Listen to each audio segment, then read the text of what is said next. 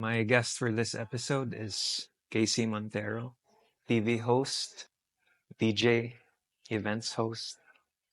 Anything you want to add to that? Your best friend. Okay.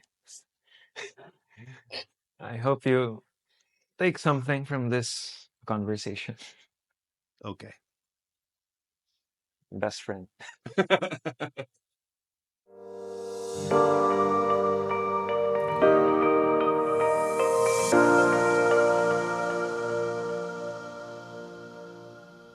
Hey, Casey, how's it going? What's going How on, are man? you? How's it going for you? Yeah, good. So far, been busy. I like what you've done with the place. Yeah, I give credit to the team. It's so nice. Yeah, I like the purple, the ube colored wallpaper or paint. Is yeah. this yours? No. Okay. Anyway, so how are you lately? What keeps you busy? How's Um, life? Fatherhood, family? Life is pretty good. Um, my wife is recently have has become the breadwinner of the family, Yeah.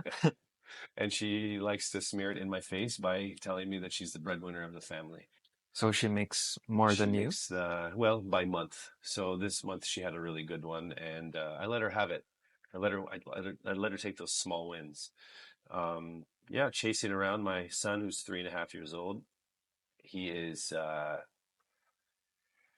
You're not yet there, Michael, but when they become 2 and 3, they're a handful. They'll run around the house and push all of the buttons that you say don't push.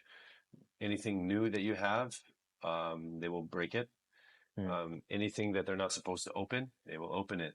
As soon as they discover the fridge and the freezer, they're in it all day long. Um, Glass, very terrible to have in your house. And yeah, so that's basically what D- keeps me busy 24/7. Fatherhood. So did you Fatherhood. have those things installed? Furniture, you know, So so it's safe for the I bought a baby? bunch of those things to, to make the corners round. Yeah. I mean, it's white. Kids look at it and go, "Oh," and they just rip it off. So like it doesn't really help that much. Hmm. And to a certain point, you kind of have to let them just hit it once and hope they learn their lesson. If they don't learn their lesson, then you got a dumb kid, and then you just you got to use like bigger padding. Anything serious happened? Nothing, no scratches, scars. He hasn't. So I'm. It's so weird though because when I grew up in the U.S. and my dad was a bit of a cowboy, and we grew up on acres and acres or hectares and hectares of land. And so we would go out all day long. We would climb 100-foot trees. We would come back bloody, wounded, and we grew up with the best, uh, I guess, upbringing because we were allowed to explore and we were allowed to get hurt and we were allowed to test our boundaries and danger. And I thought when I had a kid, like, oh yeah, you go climb a tree, you go have fun. No, I'm the dad now. Slow down, don't run, don't run, don't run. It's such the opposite. I can really remember me being it out of the house for 8 hours, running through the woods by myself with my friends and my brothers. But yeah, if my son goes down the stairs without holding the banister, I freak out. So Mm. it's pretty funny. How hands-on are you as a father? Do you change diapers? How much time do you spend with them? So wala kaming yaya, wala kaming kasama sa bahay. Why not? So it's my wife's choice. She doesn't want a, ako din eh. I don't want a yaya. I don't want a yaya. I don't want anyone to take care of my son. I think I have that covered. I would love someone to take care of me. I would love to have like someone in the house to help with the laundry, with the dishes, because I don't know how to do laundry very well. All of my clothes are like they're folded like this, like they're just kind of wrapped up. They're not square, they're kind of round. Um, Everything's wrinkled. So that is something I'd like. But my wife and I were both raised abroad, so Hmm. we aren't familiar with having the ya lifestyle. But personally, and again, this is not against anyone who has them. Um, I think you have to be very careful because and I've seen it before. There's uh, a shift of power. Mm, I think that sometimes the kid gets a little bit too much power because he can tell his yaya what to do, and a kid shouldn't be able to yeah, tell a parent or an older person what to do. So I think you just have to be careful about that. makes them entitled Yeah, or yeah. sets How bad many yayas do you have? foundations. I have 17. one, well, two helpers, but Yeah, they take turns yeah. sometimes with the So chores. so how about you for your the yaya? Well, your son is only one, right? So he's not yet there, but I think around through two or three, they're gonna learn real quick Mm, that you have to your yaya also has to be an adult figure to them. yeah, So you gotta be careful with that because as soon as they're like yaya milk yaya too big, that's it. My brother Citroy, he has like a yaya for his son Hunter before, and I remember Hunter saying, "Yaya too big." So the water was here, and Hunter was here. He's like, "Yeah, too big." I said, get the water yourself. You're right next to it. So I think it's just about teaching them like yeah. I guess the power. Who has the power? Might also need a good yaya with a firm personality, Yeah, not yeah, a and pushover yaya I also who think that who gets kicked around. the true, and I think also that the parents, if they have to talk to the yaya and Yeah, they have to do it somewhere else, yeah. How you right? instill that uh, culture or dynamic in the Yeah, I household. mean, you can't tell off the yaya in front of the kid because then the kid's gonna go, "Oh, so my mom and dad do it, maybe I can do it. So maybe you Mm. do it somewhere else." My gosh, we're talking about yayas. Okay. What Do, about do, do, do. marriage? How's family Oh man, life? Relationship with uh, my wife, your wife? it's pretty good. Planning to have more children? More wives? No, No, I'm pretty kids. much done with wives. Hoping this would be the last Oh, one. it is. Um, that's the last one. Whoosh. Um, we are actually we want to have one more. My wife wanted to have a dragon baby, a year of the dragon, Gemini. Yeah, my mom keeps telling me that too. Yeah, So, because she wants to make it Year of the Dragon for the we're baby. too late, bro. Yeah, We're too late. Unless we Dina. have an alien baby that's born in like 4 months, we're too late because we can't reach December, right? Sorry, moms. Sorry, wives. Like dragons are not happening this year. But yeah, she really wanted a Gemini dragon, and well, that's out the window. So we're gonna have what's next year? Next year. I'm not sure. Turtle. We'll have a turtle. Is a turtle a sign? I'm not sure what next year is, but We'll have yeah. a gopher baby, a little prairie dog. Anyway, delving more into your humble beginnings, how did you start out in showbiz? Or maybe you can walk me through your childhood or what was it like growing up? Because I know you have American roots, Yeah. Irish roots, German roots. So Or did you grow up here or when did you transfer here? I grew up in Seattle. Mm, Well, it's actually Tacoma. No one knows what Seattle, Washington is. I say Tacoma. So my mom is Pinay. My dad is white American. And what is that? That's Your dad's here? no, my dad is in the States. My dad is in heaven, but Oh, he was sorry. oh, it's okay. It's been a couple years. Um, but my mom was born in Texas. She was the last of her siblings. Um, the only one of her siblings born in the U.S.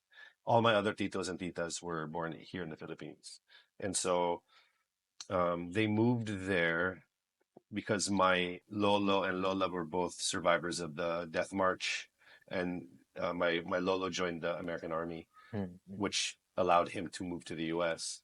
And so my mom was born in Texas. I was born in Seattle. Um, my childhood was awesome. Like it was like the American dream. Good family, big family. Um, So you were there till what age? I left the U.S. when I was 22, 21 years old. Maybe just 2 years ago when I was only 21. Okay. Yeah. Uh, uh And so I left because I wasn't being a really good kid in the US. I was getting in trouble. I wasn't, going to school. I was, in trouble with some of the police at the time. So it was a good break for me. I went to the Philippines, 1999, Who 98. made you come here? You're Well, so my best friend at the time, he every year he would come to the Philippines. He'd go to San Fernando, La Union, Mexican Filipino, big family there, still has family there. And so he said, one year I was on probation. Actually, I was on house arrest. I had an ankle bracelet. Have you seen them in the movies, right? You have an ankle bracelet yeah. on. Uh, you can't go out of the perimeter of your house. I did something stupid that made that happen. And so he said, "Hey, do you want to go to the Philippines?" And I said, "Okay, let's go." At that same time, my brother was modeling. See, Bogie Montero was modeling at that time. Troy, right? Yeah, he was. And you have one other When I sibling. say Bogie, you say Troy agad. Wow, that's the story of my fucking life. Ay, di ba yung si anong pangalan mo? Kapatid ni Troy, ang poging kapatid mo. Or minsan it's, Hoy, Troy, kamusta? To me. And I say, fuck you. And they're like, ay, ang sungit si Troy. Anyways, so he was modeling, and so he was offered a couple jobs here. And long story short, I eventually came here. I auditioned for MTV. No experience hosting or being on camera or anything. And after like a couple months of, we had a contest at that time. It was like me, Mark Nelson, Mo Twister. We were all in this VJ hunt, and me and my friend Belinda won. And so that was in 1999. And I said, wow, why would I ever leave a place where, one, I worked for MTV, which at that time was, it's MTV. It was super, it was like the channel. And then I get to travel for free. I get to interview Britney Spears and Black Eyed Peas, and I get to party and have fun. So until now, I'm a tourist in the Philippines. So when you first came here, was there culture shock? Were you coming from the US and There was a, then seeing, oh, third world, all the it was, squatter or it was, the I didn't, none of that really bothered no. me. More of my mom, she was like, what is this? I say, oh, I don't care about any of that stuff. I've, I think maybe traffic was the worst thing because like I've never experienced traffic like that. Uh, but the But you Jeeps, adjusted quickly when you moved here, or did it take some time to learn the uh, ropes?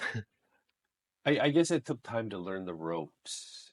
But the Philippines is a very forgiving country because we're so Western here, and that Western people can come and live without too much culture shock. But this is 1999, so what was happening? Yeah, there's a lot of things I had to learn. I had to learn how to travel by jeep, by tricycle. I had to learn what Morocco was. I had to learn what not to eat and what not to drink. Diniguan, uh, any bird that is not cooked. Um, Balot, that's balut. I've had it 2 times in my life. you like it? There's no reason for it. There's no, yeah, for me to ever. Do I like it? Yeah, it has benefits, right? Like Uh, does it though? vitamins or What vitamin? aphrodisiac or something. Does I it don't know. though? Like, Protein, whatever. at 20 years old, I don't think you need an aphrodisiac. Protein? Well, yeah, I guess so. And beak, right? Every everyone needs a little beak, right? You're crunching on. Is that a feather? Like you my foreign friends when they come here, I always do that. They did it to me when I arrived. Like you have to eat balut. You have to eat balut. And you're like, oh, and then you rip the egg when you see the little tiny chicken with the, and you're like, oh my gosh, and and you eat it. So that's like a rite of passage. When my foreign friend comes here, friends, I do the same thing. And they're like, what is that? That crunchy thing? I'm like, that's the beak. What's that like? That's a Feather. feather, right? They're like, what is that? I'm like, yeah, it's a delicacy. I don't know Okay. how, but it is. Uh, did you feel any discrimination early on?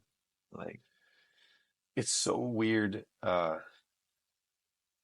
It's so weird. I don't know Or if did it's you ever get that discrimination. No, treatment? there's a. I got called until I got called Joe a lot. Hey Joe, hey Joe, and I didn't understand for the longest time what that meant until I understood what it meant, and I was like, okay, whatever. Uh, I can't say that any foreigner uh is discriminated against here. Well, certain, I guess, certain ethnic foreigners could be, or certain countries. Me personally, no, not so much. Um, the worst thing, and maybe not even then, but now that bothers me is the nosebleed thing. I'm speaking to people in straight Tagalog now, and they're like, oh, nosebleed. I'm like, lul, Tagalog yun, gago. And they're Straight like, hi, Tagalog. nosebleed. I'm like, that joke is so old. And then like my rebuttal usually is like, how? Okay, sige, kung nosebleed kayo, paano naman ako? Right? Sa Philippines, they have known English for a long time. It's been in, and I wouldn't say national language, but it's been taught in schools forever, Yeah. right? So everyone can Yeah, speak a little bit of Filipinos are English, very right? good in English. Me, I came here not knowing any Tagalog. So when I try to speak Tagalog, when people say, "Oh, if your nose are bleeding, paano naman yung dila ko?" So like, if your nose is bleeding, then my tongue needs to be amputated. But they didn't get it, and they still don't get it. But So when anyways, did that's just a you pet peeve of become mine. fluent in Tagalog? I can't say I am fluent. I'm But you okay. can fully understand, converse. Well, pag meron ito, fluent. This is fluent juice. Flu, fluid juice. Yeah. Okay. This is brought to you by this beer. Hold on a second. So your Oh, first job, oh,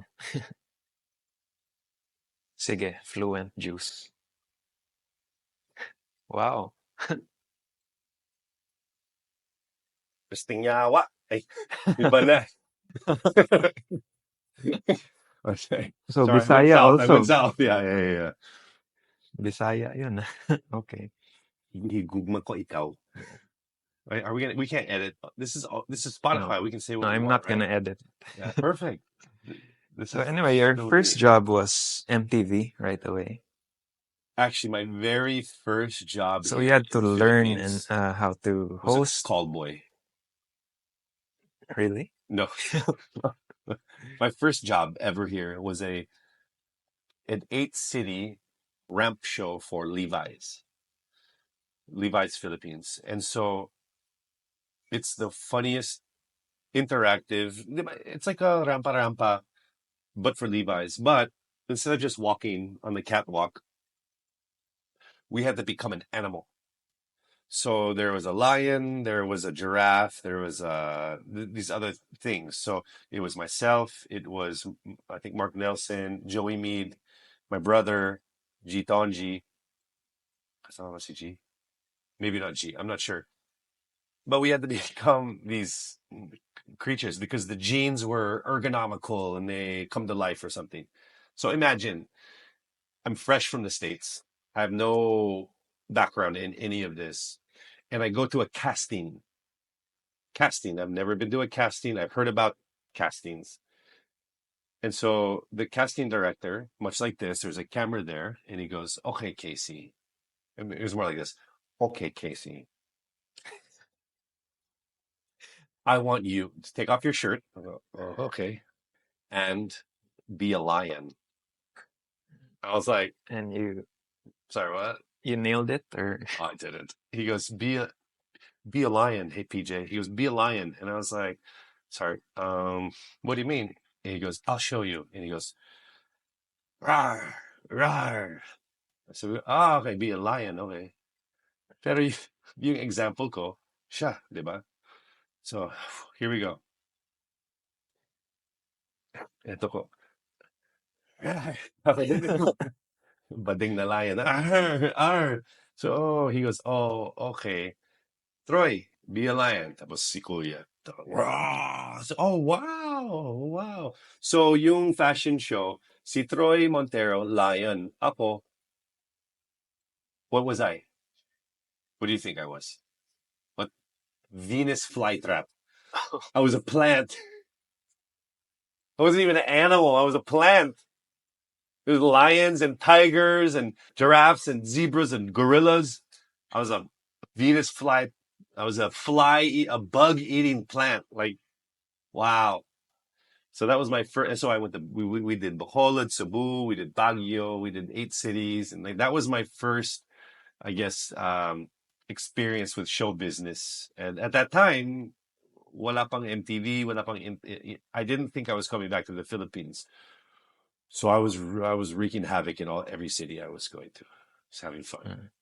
What was your most memorable experience early on in As your a Venus career? flytrap? That would be the most No, memorable I would say or the best time you had the uh, best times during those probably, early years. yeah, was when I won the VJ Hunt. That was such a wild night because that was that whole MTV era from 1999 to 2000 and maybe because I stopped MTV around 2010, but around 2000 maybe 6 was the glory days of OPM. That was when Slapshot was starting, when Kamikaze, when Poroki at the height, when Six I Combine, when like Mm. all these crazy Wolfgang, all these like amazing bands were playing music. I think the E-Heads broke up just maybe prior to 1999. I'm not totally sure. So Eli Buendia was also still starting his bands. Sandwich wasn't even was it Sandwich? No, it was whatever Mark's and Raymond's band was at that time. But it was those times. And when I won the VJ Hunt, I really didn't think I was going to win. And at that time, there was a huge brownout in Malate, and so they had to announce the winners na naka brownout. And so also at the time, I'm not used to the weather. Everyone was just dripping sweat. It was like such a memorable night. And so they said, okay, you're the winner. And so no one, wala pa kay sa sweat. It was just a wild, fun night. And then the very next day, I had to report to work for MTV and they gave me a script. I think script. Oh, shoot. Sorry, this is trabaho na. I'm trying to memorize and memorize and memorize. And because of my work at MTV, that's probably created the host that I am today, which is no script. You read a little bit and you throw it away, and then you just ad lib through everything else. But When yeah, did those are the you times. Those the music shows, going to Singapore, meeting so all. when did you start hosting? And when did you realize you had a knack for it? Like like it requires a certain skill or you were just a natural, I think there's some of it that is very natural to me. Like when I host for innate MTV, from your personality. yeah, I think that just being part of I guess, someone who likes to go out and party. I wouldn't say party, but like People I've always person. been a bit outgoing Yeah, at home. extrovert. Yeah, it's funny. I'm an extrovert, but then sometimes I'm an introvert. Like after gigs or events where I You talk just all day, wanna I just want shut to go out, home, just like just recharge. yeah, just don't talk to me. Um, but like I said, some of the hosting is very natural. Like it's like this, the conversations. And then there's things that are not very natural. Like you have to host the Miss Universe. That's hosting. That's different. Um, Yeah, and and and you'd I don't get heat for that, right? If you mess up and you'd well have critics and in Miss trolls. Universe, in Miss lalo In sa that Miss Universe. world, Yeah, of in course, it Miss can be very Universe, harsh. yes, Miss Universe is probably the trolliest, um, I guess, industry in terms of hosting and stuff like that. You, I've never gotten hate. I've been you had never any bashed so much. blooper moments like Steve Harvey or like what happened with Joe Coy recently, What did Joe Coy do? where he got hate for hosting the Oscars Oh, poor guy. because it fell on deaf ears or Poor guy. Well, he was in I, tough room. it was a It was very tough room. And I with think the problem Hollywood with that, A-list. yeah, like imagine like he's got to be nervous. He doesn't know these people and they don't know him. I think that's the problem with what happened with Jokoy. If the people knew Jokoy on a personal level, they would laugh. But I think most of them were thinking, sino to? Yeah. He doesn't have the credibility to be able to bash me or to uh roast me. and so they didn't think it was funny. But I thought, like, when you look back at it, I It was like, wasn't that it bad wasn't that actually. bad. You can see he was like, he didn't like it. He was struggling. He didn't. All those jokes were not But I think his. it turned sour when he got defensive because it's like He he started to felt fight back. yeah, he felt they weren't laughing, so he became desperate. That's when it started to fall. I messaged him. Because when the crowd sensed blood, that Yeah, yeah, he was getting all insecure and he about was like, how his I'll fight jokes back. And fell then flat. yeah, but that, yeah, when he was starting to go, I didn't even write Yeah, this. yeah. And that it was that moment. I think I messaged him. I messaged him afterwards, and I said, hey, you suck. No, I messaged him afterwards, and I said, that room was brutal, How do you and respond? I have it. This here. I But I called him think my top bro. it's still amazing that he was still able to get that gig. I think he only got it within a few weeks' Well, everyone notice. said no to it, Yeah, but I think because that's it's a ballsy usually move on his part. But Golden Globes, right? Or Oscars. I forgot, but that was Ricky Gervais' oh my, usual gig. I think Golden Globes, sorry, not Oscars. I said, Mm. Oh, I said, these MFers up in arms for no damn reason, bro. As a host myself, I know how hard those rooms oh, are. You did a hell of a job. He said, my dude still did this. And then he sent all of the highlights, which he said Golden Globe scores 9.4 million viewers, blah, blah, blah, blah, up 50%. oh, And then I said, something like exactly. I said, you're going to have a lot of really good jokes about these people when you do your yeah. next Netflix special. He goes, Yeah, it's more content for he's gonna him. kill him. Yeah. But I think this will be a good realization point for him to grow further. But like, it's so like he can just look back and like and be like, remember that Yeah, time? he can And laugh he about will that. use this as yeah, amazing content. He'll be like, oh, remember I did the Taylor Swift joke that no one understood, blah blah blah, or remember when De Niro was, laughing his I think ass that off was at my really funny. jokes. Yeah. So De like, Niro's last performance with eh, the pregnancy. exactly, exactly. Like, Yeah, win or lose, this one is still a win for him. yeah, I That would think be so. yeah, that would be awesome one day to do Okay. that. What about early on, going back to your career? What was some of your bad experiences or rejections you might have had early I on? have a really memorable one. So I hosted Bini Bini Pilipinas, fresh, as in fresh from the States. I didn't know any of the people. I didn't know any of the important families in the Philippines. I actually had hair nung time na yan, may buhok pa. When So it did you was, start losing your hair? Yeah, I saw some old photos I started losing my hair like mm, 24. Like it was, I could see it going back, right? Like still receding. there, right? But I decided to like get rid of the hair because it's gonna go away eventually. I just like let's get people used to me Were you right sad now. about it when it started falling off? Did it bother you? I don't know why you want to keep digging at this one. It hurts to this day. Fuck, Michael. No, but it's in my family. My dad, my lolo's bald. My But Troy's not bald, is he? am, ampon yan. Yeah, anak sa labas siguro. Hindi ko alam. Sinyawa. Okay, so my most memorable like problem again, Bini Bini Pilipinas. I think my first big, um, my first big major network hosting. Like it was me, Ding Dong Dantes, Rally and Alonso, and so we came out in these, goofy looking outfits. But I said, actually, hanggang ngayon, I have problems with names, with Filipino names. It's just a problem with me, Hmm. and I avoid saying them as much as possible. Sometimes I actually bring a voiceover guy and Mm. we'll have to do corporate shows and you have to read 100 names. I'll bring my own guy. I'll just like stick him here in my armpit and make him read names. But I said, guys, listen, sa Bini Bini Pilipinas, sa Araneta Coliseum, ang daming fans ng pageant. This was my first experience as to feel the wrath. pageant fans. So I said, okay, guys, I need the names of the judges. How do you say them?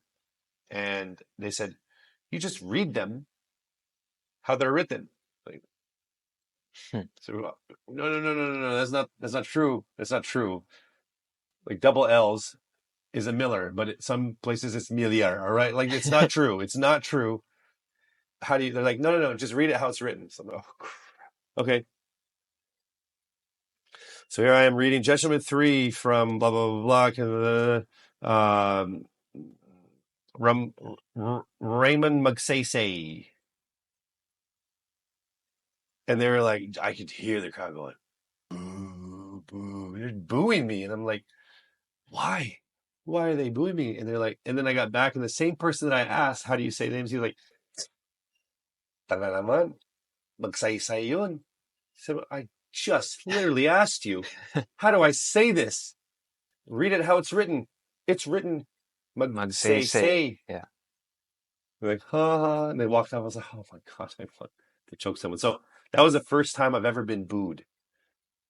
And How do you I think take it's the it? only time I've ever been booed. You were hurt, I or was upset, no, because it's avoidable.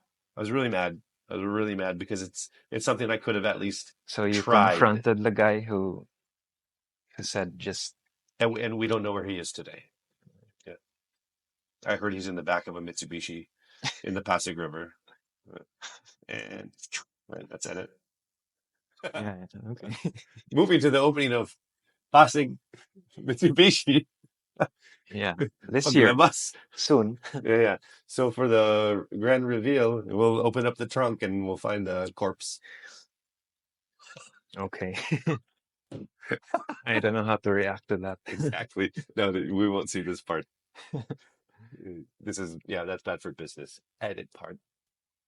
No, it's fine. It's fine. I've only had one, huh? You want more? I've only had one. Can add some more. I'll just leave this here. This is quickly turning into me talk for 2 hours. So, with your career now, you do more of the hosting, or like what takes up most of your work now? The hosting gigs? Because we've done a lot of Yeah. hosting also with you, and really we're quite impressed with how you host because the comedic timing, it's all very good. But now you know, since I've hosted numerous events for you, that all my jokes are the same. Uh, no, there's some You're like, there's some yeah, new yeah. ones. I'll work on them. I'll work on them for you. But now I have a good one, like after this experience, but only the both of us will get it. So yeah, for now it's still a lot of hosting. Um, I haven't acted in a long time. Do you have Uh, any shows or my show was supposed to TV start. shows? Yeah, I had a show that's a Rap Star in Pilipinas. Rap Star Pilipinas was supposed to start on Net 25 in January. I'm not sure what That's happened a reality TV show or a about series? reality TV show about rappers. So about American Idol, para sa rap in the Philippines. I don't. I see. Yeah, after this, I'll ask them what's happening, but I don't even know. So that, and then for the longest time, I was also one of the heads of content for Kumu, and You're then the VP for marketing, right? yeah, I've since kind of stepped away from that role and let them kind of do their thing. I still have ownership, a small ownership role in the company, and a lot of my So you time get now your dividends and your shares, I and will you show get up to the dividends. board meetings. Yeah, yeah, that's me. I'm in Spain. No, I don't even go to the board meetings. I have that small of a role these days. A lot of my time is now in Web3 in crypto and my NFT projects. So I've done quite well for myself, especially coming from the Philippines in that, um, I guess, industry. How's crypto doing for you? Or how does it work to those who Oh my still don't gosh. get it? Here I will go down a deep, dark rabbit hole with Or, this one. or maybe It's gonna just get a really nerdy. bird's eye view. Uh, oh, treat it like a stock. Crypto is like a stock. And or so NFT projects. Oh my gosh, this is gonna get so. So an NFT project, NFT is basically a for those people who are into NFTs, this is not really what it is. This is very an overview of what it is. So hopefully all the normies can get it. So an NFT basically is just a picture, right? No, it's ownership of something, which is a picture.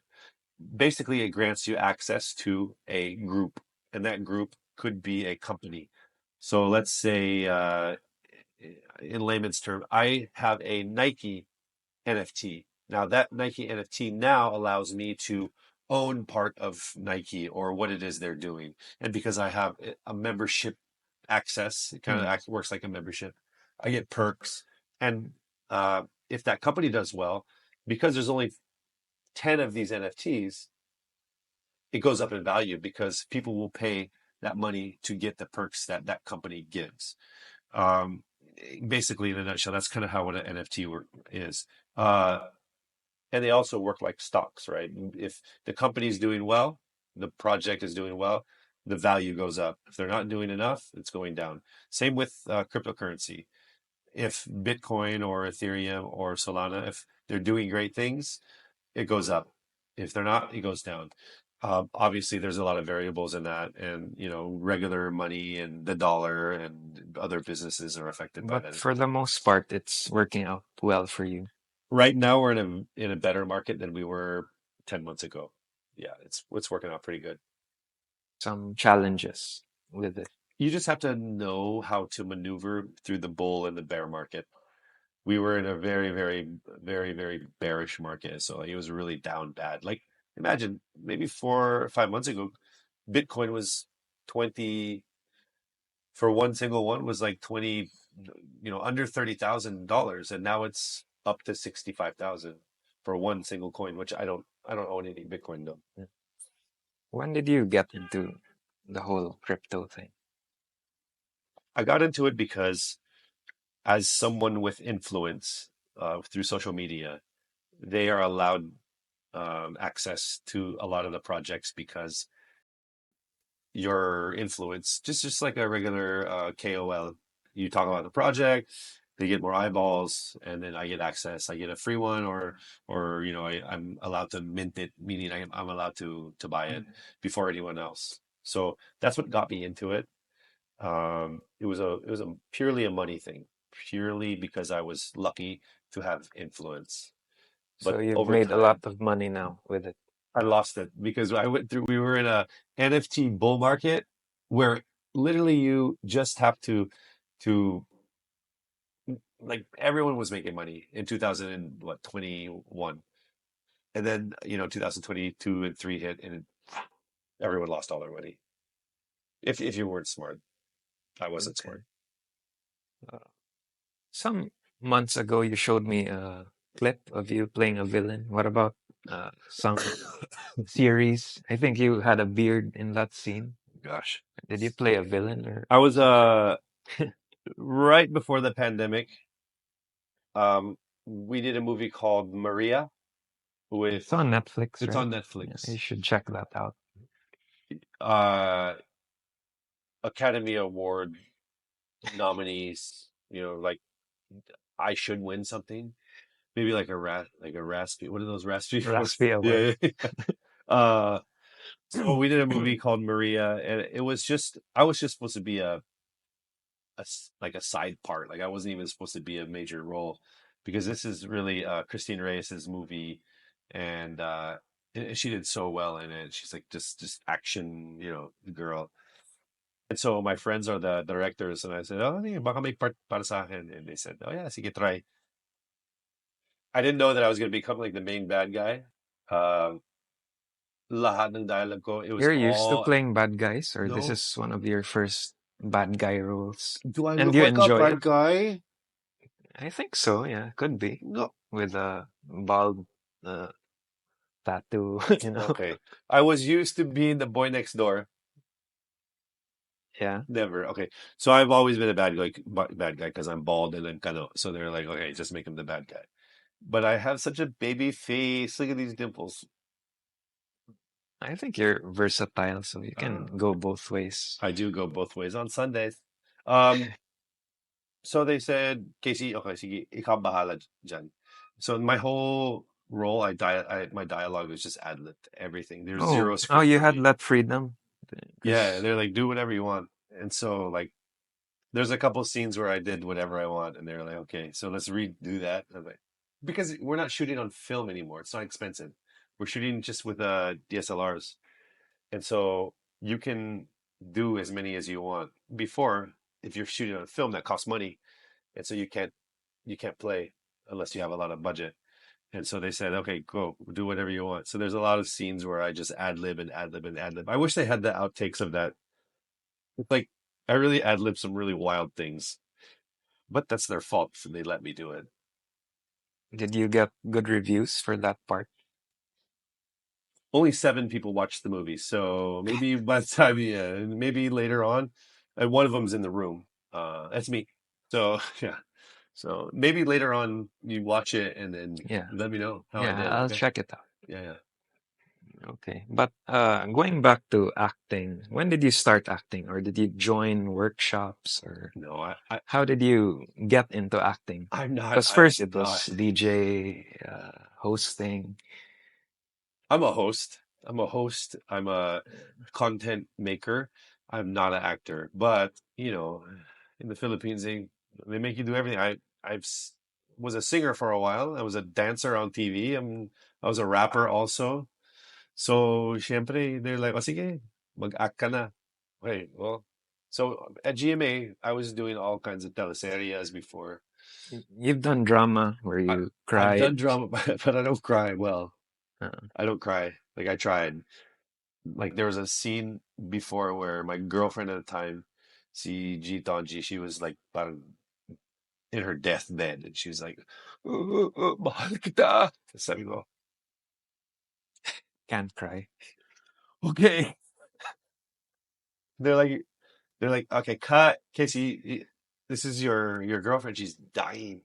But you eventually nailed that I did scene. not. I said, I'll probably. So you never I cried said for the direct. scene. Like you see, my character would probably cry later. They're like whatever. They just showed something else, and it just no tears.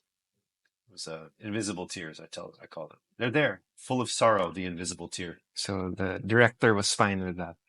Well, I was a GMA artist. They just had to say yes. It was. I was already there. We shot all day. Okay. Are you a good Maybe crier? If no, you if I no, don't really if I had act. to give you a scene in a No, I have movie, no experience there, so neither did I. But here I am. yeah, What's your I favorite wouldn't movie? know. I Like have a lot, most of the classics. classics, like Well, of course, Godfather and all ah. these Scarface, Pacino stuff, De Niro. So, what's your favorite Pacino movie? Scarface. Yeah, and the first one and two, One and two, Godfather. three was not so good. Three was kind of forced. I think they wanted to make the money. Plus, it was It wasn't years Scorsese. later. Yeah, it was his daughter, It right? was a different plot. It was more about the church, not so much about Michael's Yeah. rise. And yeah, it was One or two different. though for you, two, right? Because two was when it showed De Niro. I liked one because it had Brando, and Ah, I'm yeah. a big Brando fan, more so than De Niro, but he's good also. But I just love that iconic Vito with the mouth. Yeah, that. So, what's your favorite line from? So The Godfather has some pretty good classic quotes in it. But I think the most Make him an offer you you can't can't refuse refuse and sleep keep with your fishes. friends Yeah, I knew close. it was you, Fredo. Yeah, yeah. Uh, how about the Scarface? So Scarface had some really good, powerful lines Yeah. because it was a pretty high First, you action. get the money, then you get the power, then you Yeah. get Oh the women. shit. That one. And say hello to my little friend. Was it like uh okay, say goodnight to the bad guy.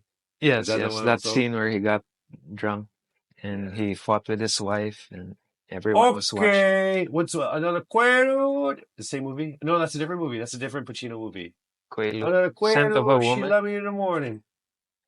I'm not sure about that, but I know Scent of a Woman, Hoo Ha, or Yeah, something. yeah, yeah.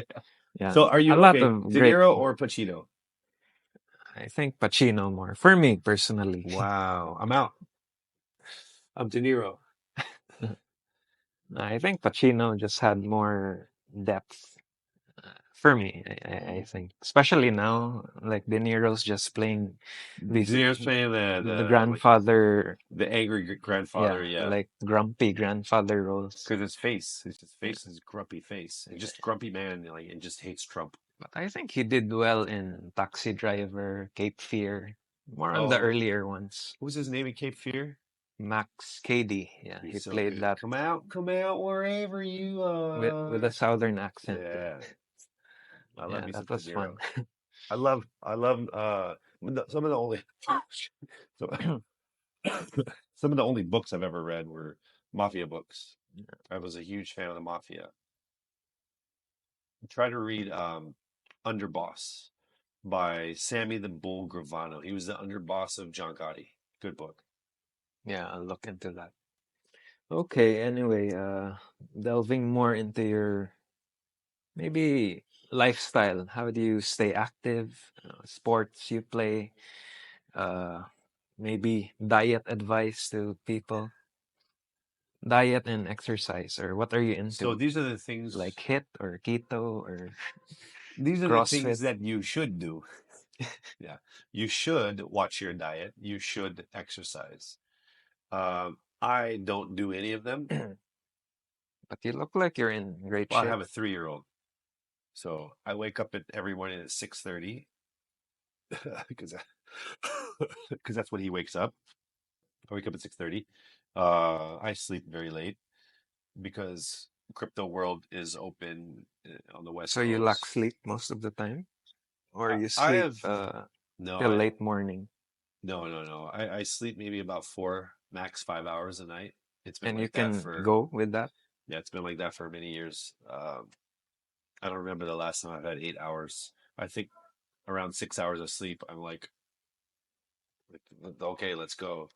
Um, so yeah, stay away from. th- it's okay to talk about like diets and things, but it's really about can you do it? Yeah, it's really the implementation. It's Yeah, easy to can you plan, execute? Can you but to really? actually do it, Yeah, like everyone has the excuse. Okay, I'll go to the gym tomorrow. It's too hot. It's too late. It's yeah, too far, there's always an right? I excuse. have a gym 200 yards away from me, but still I don't go because it's too late. I just give my son a bath. I'm gonna sleep, or just lay down, or I'll. It's my time, and so now I've decided my last excuse. I'm going to work out in the house every morning when I get up at You 6:30 have a with home gym or a no, not treadmill, even I'll just do like at my age, right? push-ups, Yeah, I'll just do calisthenics, I'll do push-ups, I'll do that stuff. sit-ups, core. I think I think that's what you for me because I'm not driven right now. I think I have to turn that into a bit of a habit before I say, "Oh, I'm gung ho about the gym." There was a time where I really liked the gym. Like I had a big body, I was fit, and so I loved going to the gym because like you could see the results. But until you see results, it's like, what's the point? But like again, at my age, I think heart health is more important than how much I can buy, a bench press or whatnot. So it's something I need to do, especially if we plan on having another child. I want to be able to run around with Mm. that boy or girl when he's born. What about diet? Any special diet, or you just eat anything in moderation, or more Um, of a less carbs person, less I fried eat sugar, I eat anything, anything? yeah, except for fish, which is probably like wrong because fish is Why probably why good for don't you you. like fish? I don't know. It's just not something I grew up eating. So like, I'll eat a fish if it tastes like a chicken, if it's deep fried. Because of the smell or the eyes or you see Yeah, the the face? eyes, yeah, the tail, and it looks like a fish. I like a boneless mongoose once in a while. You'll never see me order it though.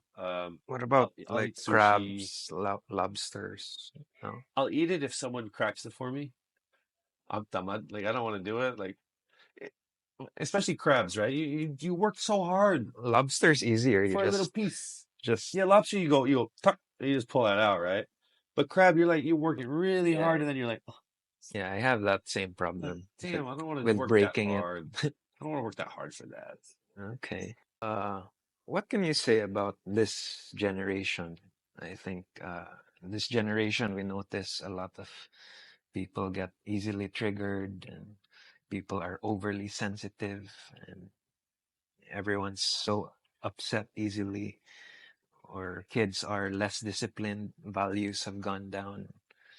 What's your take on this generation now compared to in the 90s It's or early to be 2000s? honest, it's kind of scary, right? And it's only people like us who are not, I guess, part of that generation who sees that, because I think if you're living inside of that generation and you're triggered and you are sensitive, you are triggered and you are sensitive. It's not something that you can say stop. I think it's they're living that and it's real for them. And for us, me, when I look at that, I'm like, like that's not how I grew up. Especially if you thought about my parents, like in our parents, they're tough, right? And like if you ask them this question, they're gonna have a more harsh answer. Um, so it, it's really what do I think about it? I do believe it is the reality. Uh, do I think that I think we're also enabling it a little bit by allowing it to happen so much. But I don't know. It's really hard. Like I don't have a child in that generation, so and it kind of worries me though, because like our children, 3 and 1, what are they gonna, Yeah, what are they gonna grow into?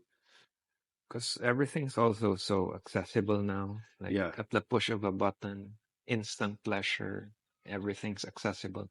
Well, that's the good side of technology, but there are downsides yeah. because we get it so easily. So those habits, good habits, aren't enforced as well I as it used to be. I think that in my theory is, or my in my maybe my delusional self, because even yourself, you and I are the same. Uh, Maybe we're not the same age, but we're the same group. I guess we're Gen what, I think I'm millennial, millennial in that but year. your parents are old school, so Baby boomers, I think. They were born in yeah. the 50s. So, but I think boomers and baby boomers, I think they're kind of in the same way that they raise their kids. Yeah, same value So system. we would have the same values. And so I think that the generation after us who raise their kids, it's like we will raise our kids with our values. So there's like a cycle. I'm hoping, right? And so that when our kids are teenagers and are adults, they're gonna have our values and our parents.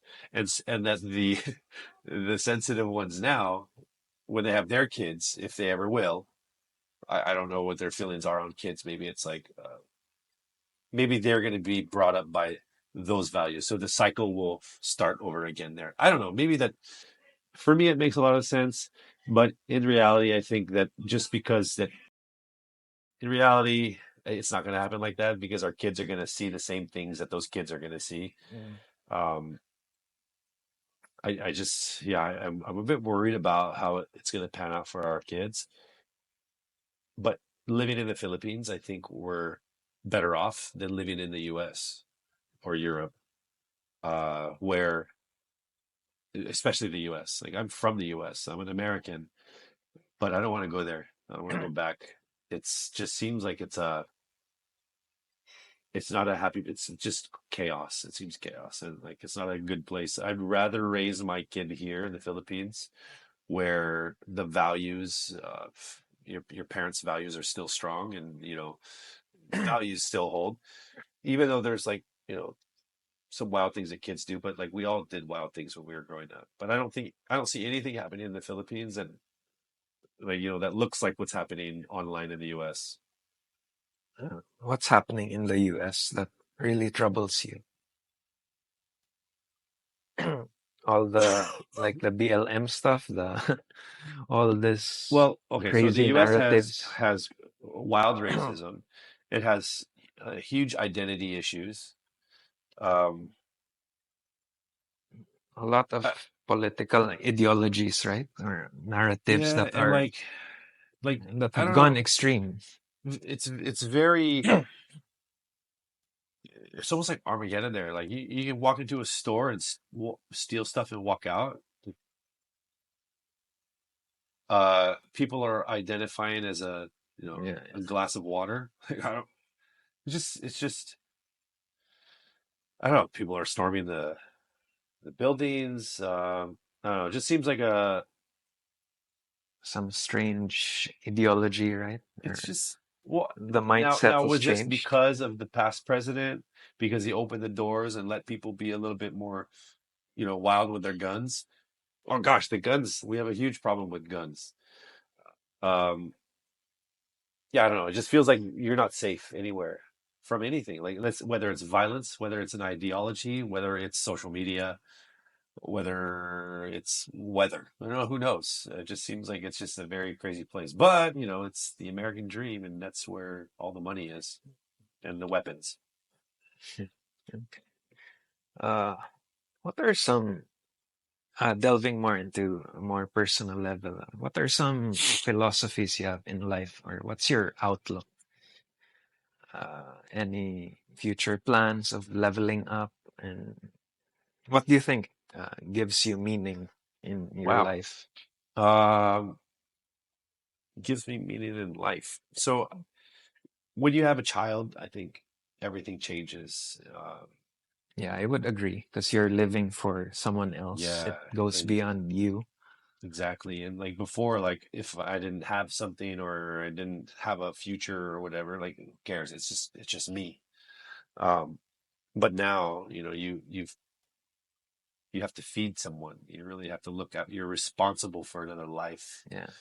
and making sure that that life has the best start to be able to manage their own life.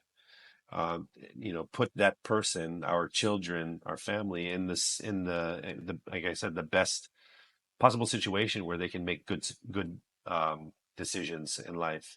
So that's my goal, to always do that. And do I sleep?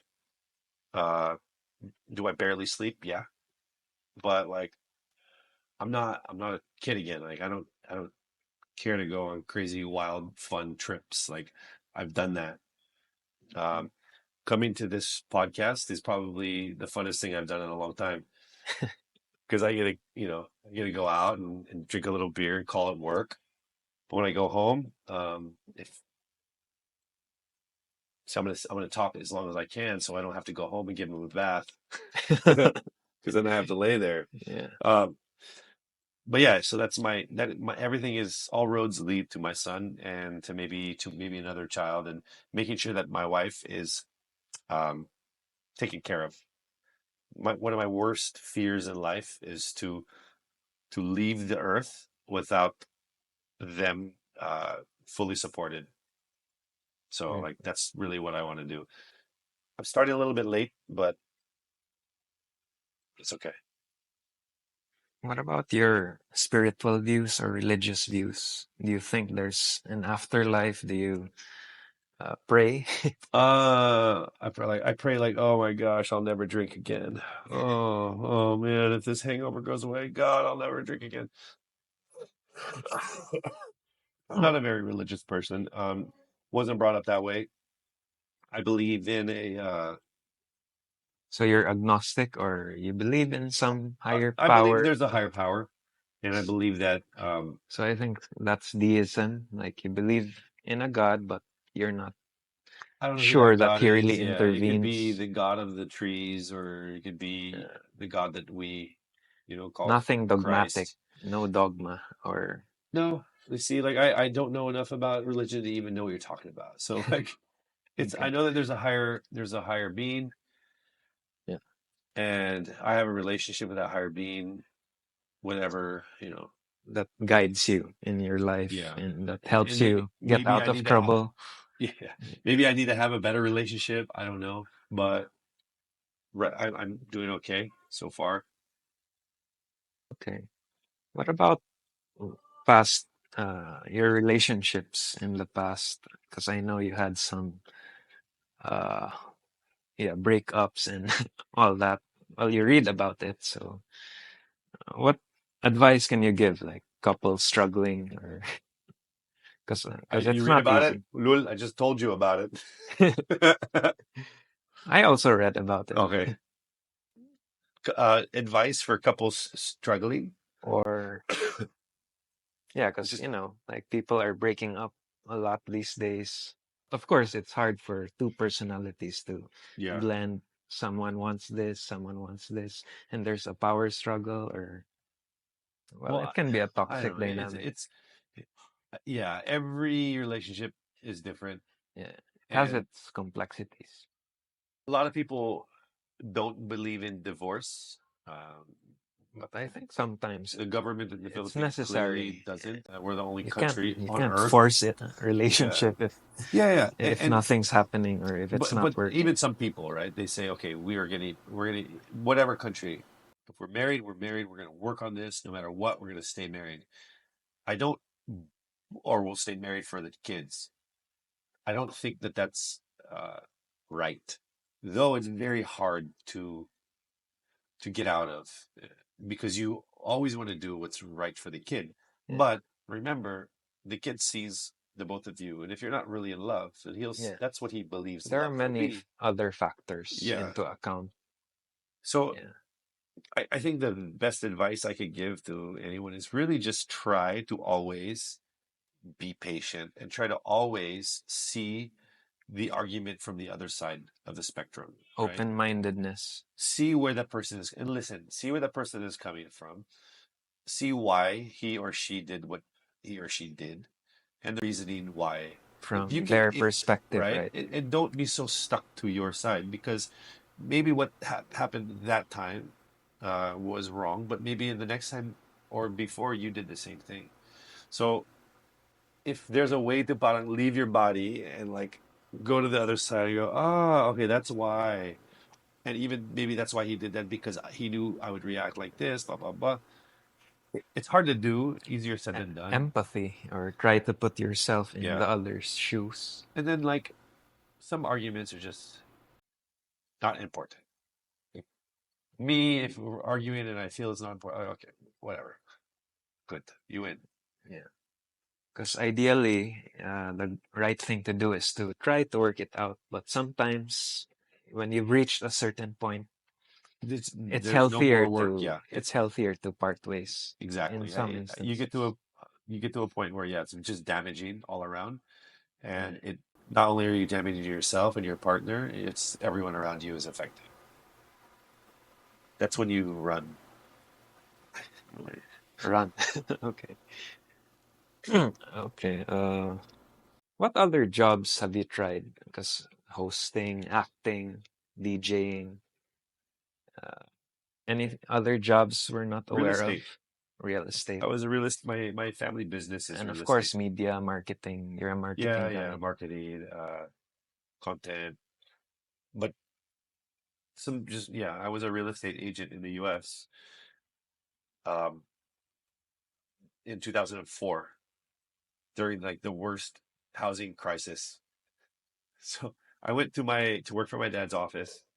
He at that time was one of the top. His company was the top for many years. Top, I guess, single owned real estate office in the county or the state. Doing very well. Um, so I went there, and my first thing that I sold was a bowling alley for like $2.2 million. I was like $60,000 commission. It's like what 3 million pesos right there.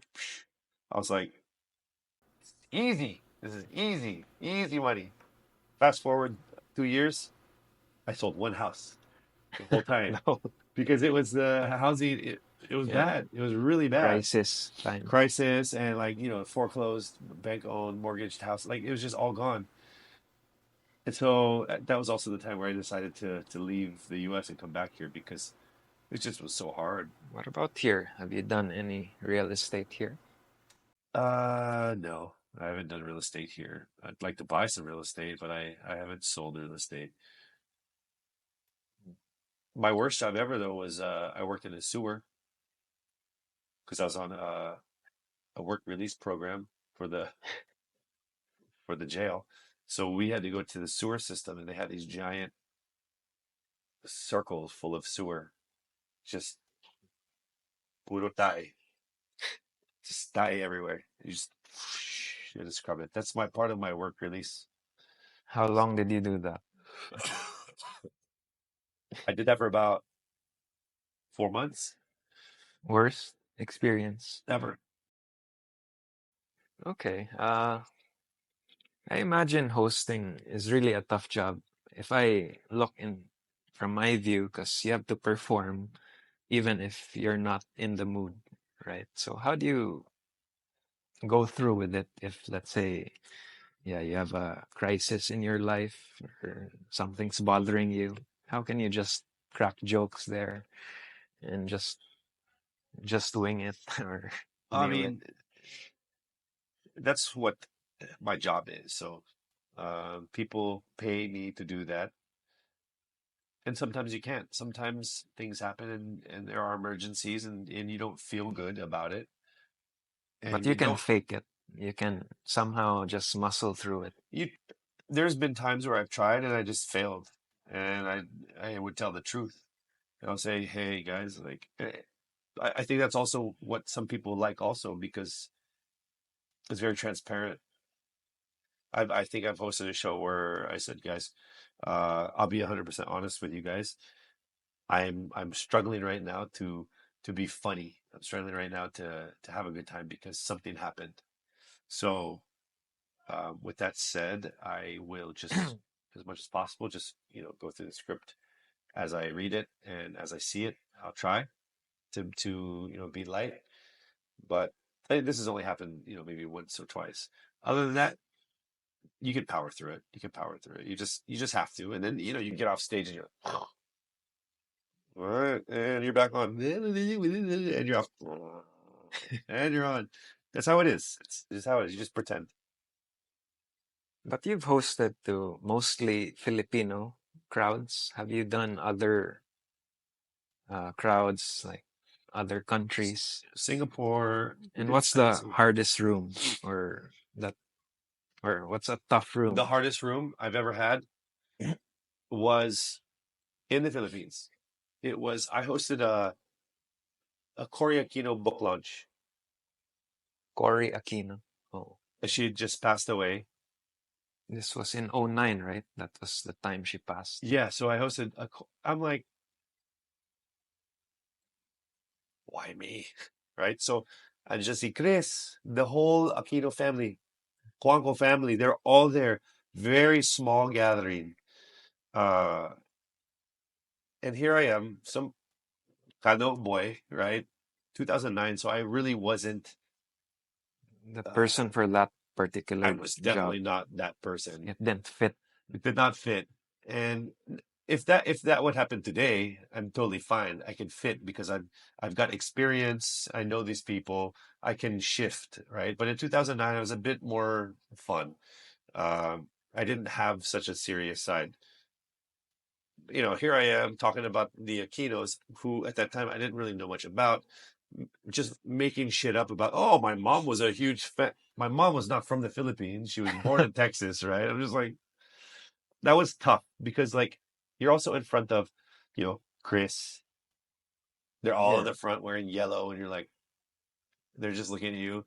I'm like, oh my God, they're just watching me do the book launch of their mother. Like, this is a very important thing for them. So that was the I don't know what their reaction was, but it was hard for me to do. But Anytime I'm you in a didn't room in front of bomb politics, that I don't event. know. I feel I bombed it, but a book launch is not supposed to be that. Okay.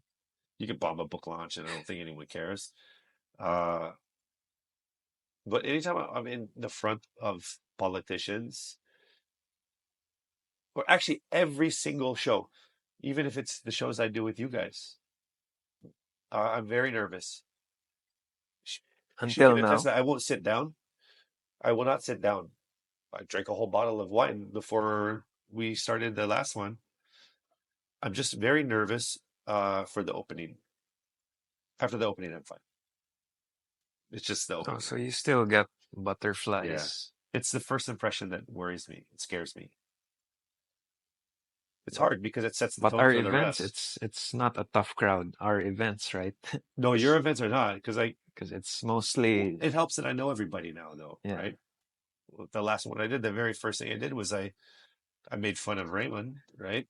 He's always a target for He's you. always a target because he's bald now, and Calvo. yeah, but like you're my next target because I know you better than your brother.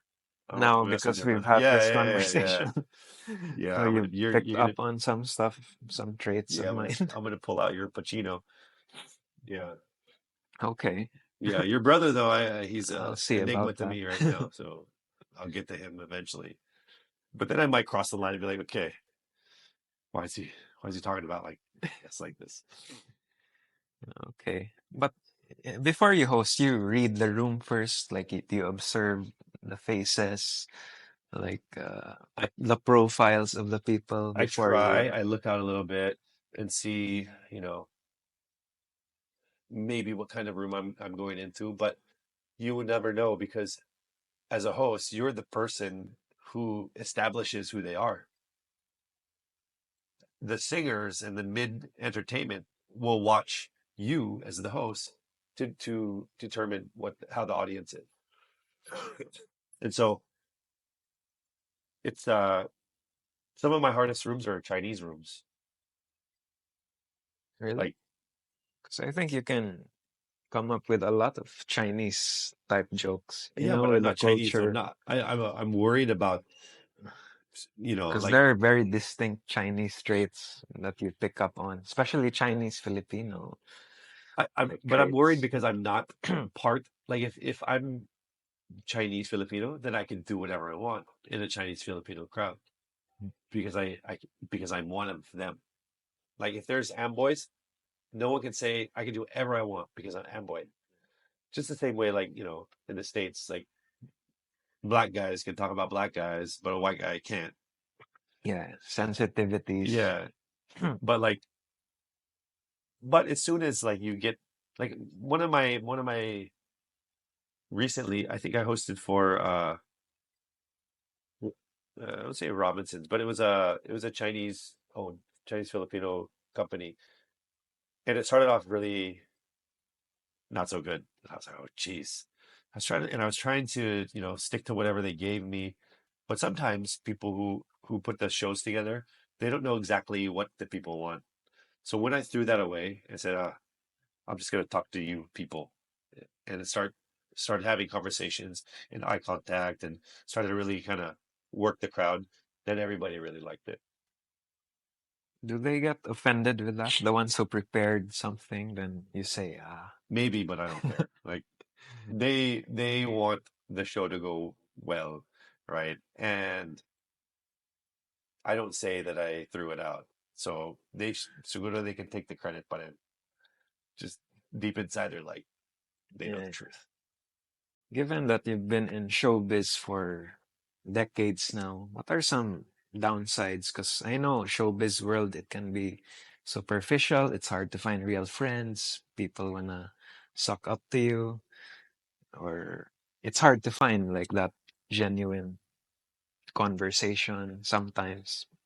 Was it, I Sometimes it can be very transactional.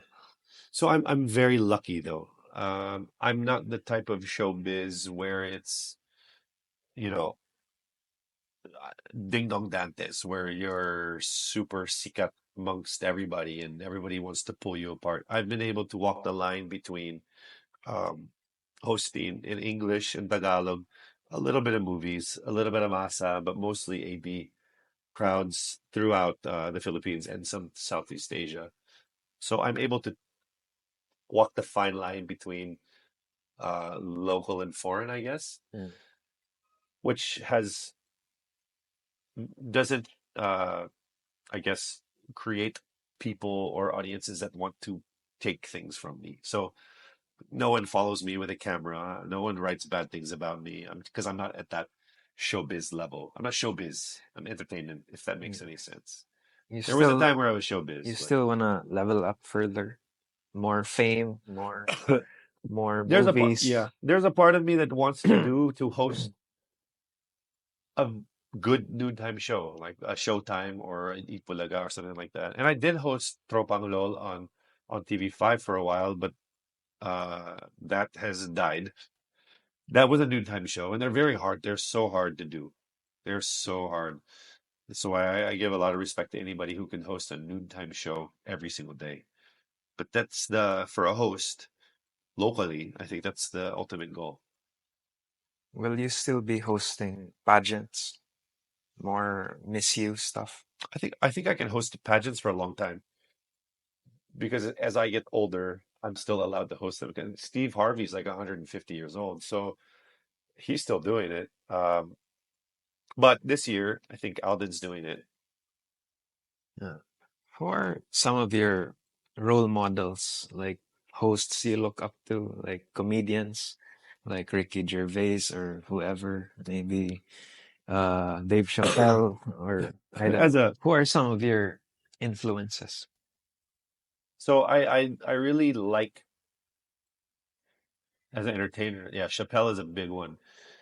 Just the way that he can tell a story and the way that he can be funny and serious and very Yeah, he's more informed at the same time. observational, right? Yeah, he's very, very good.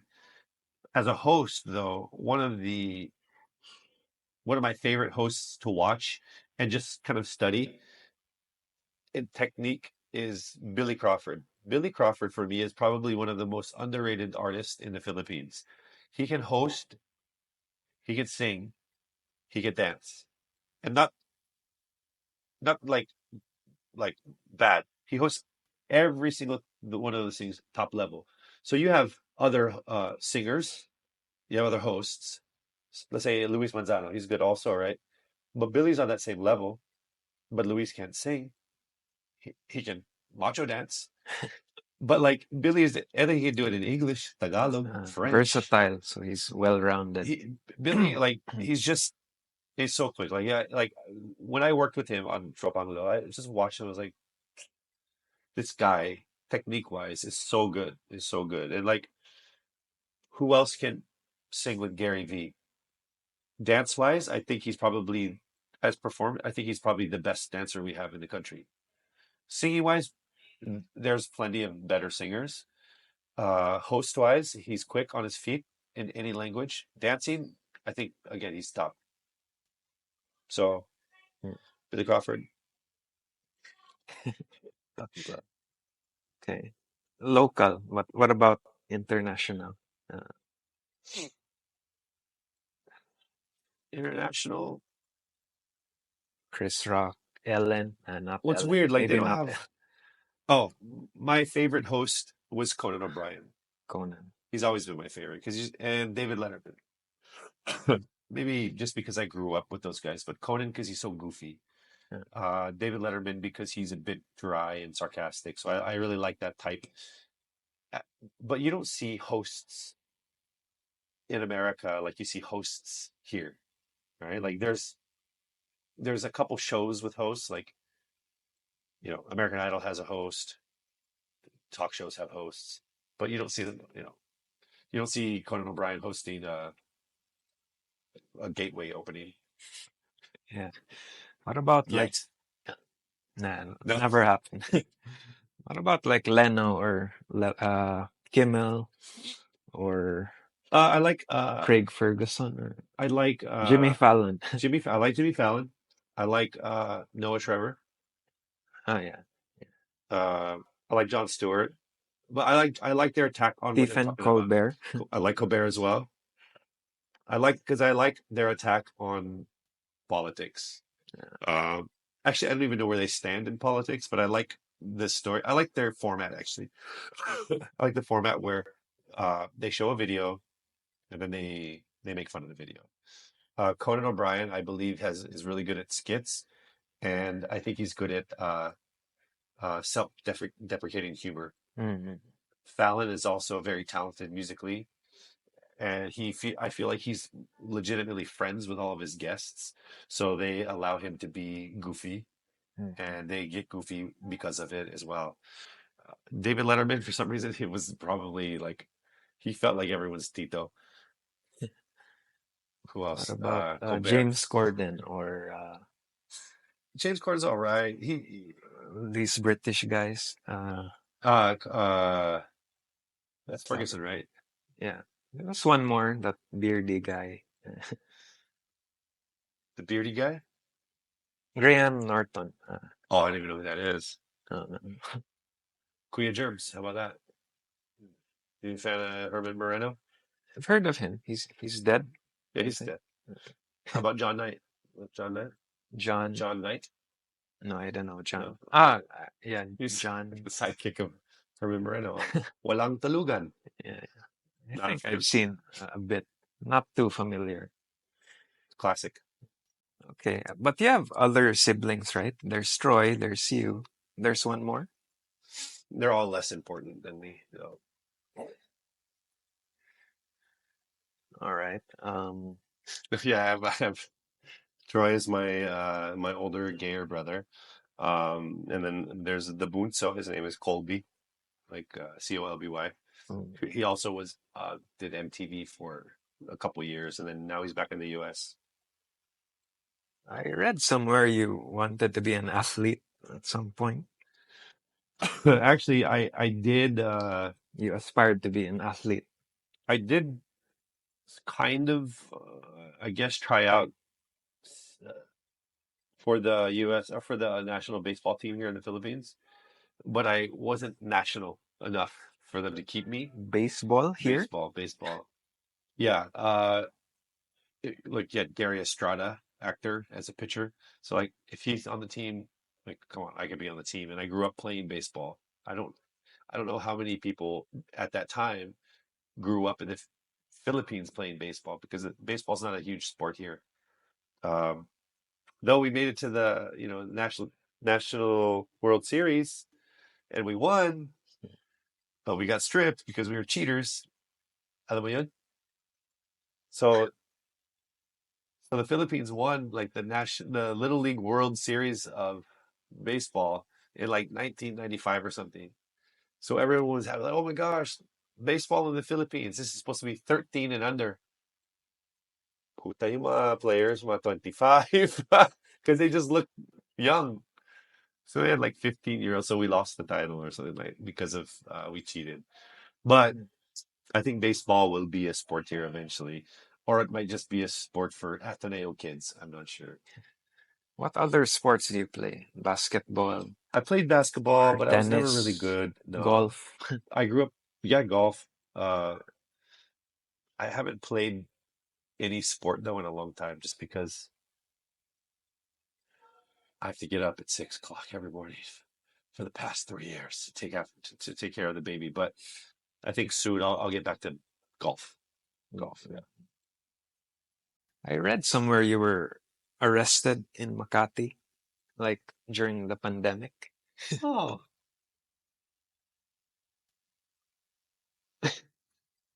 How'd that happen? so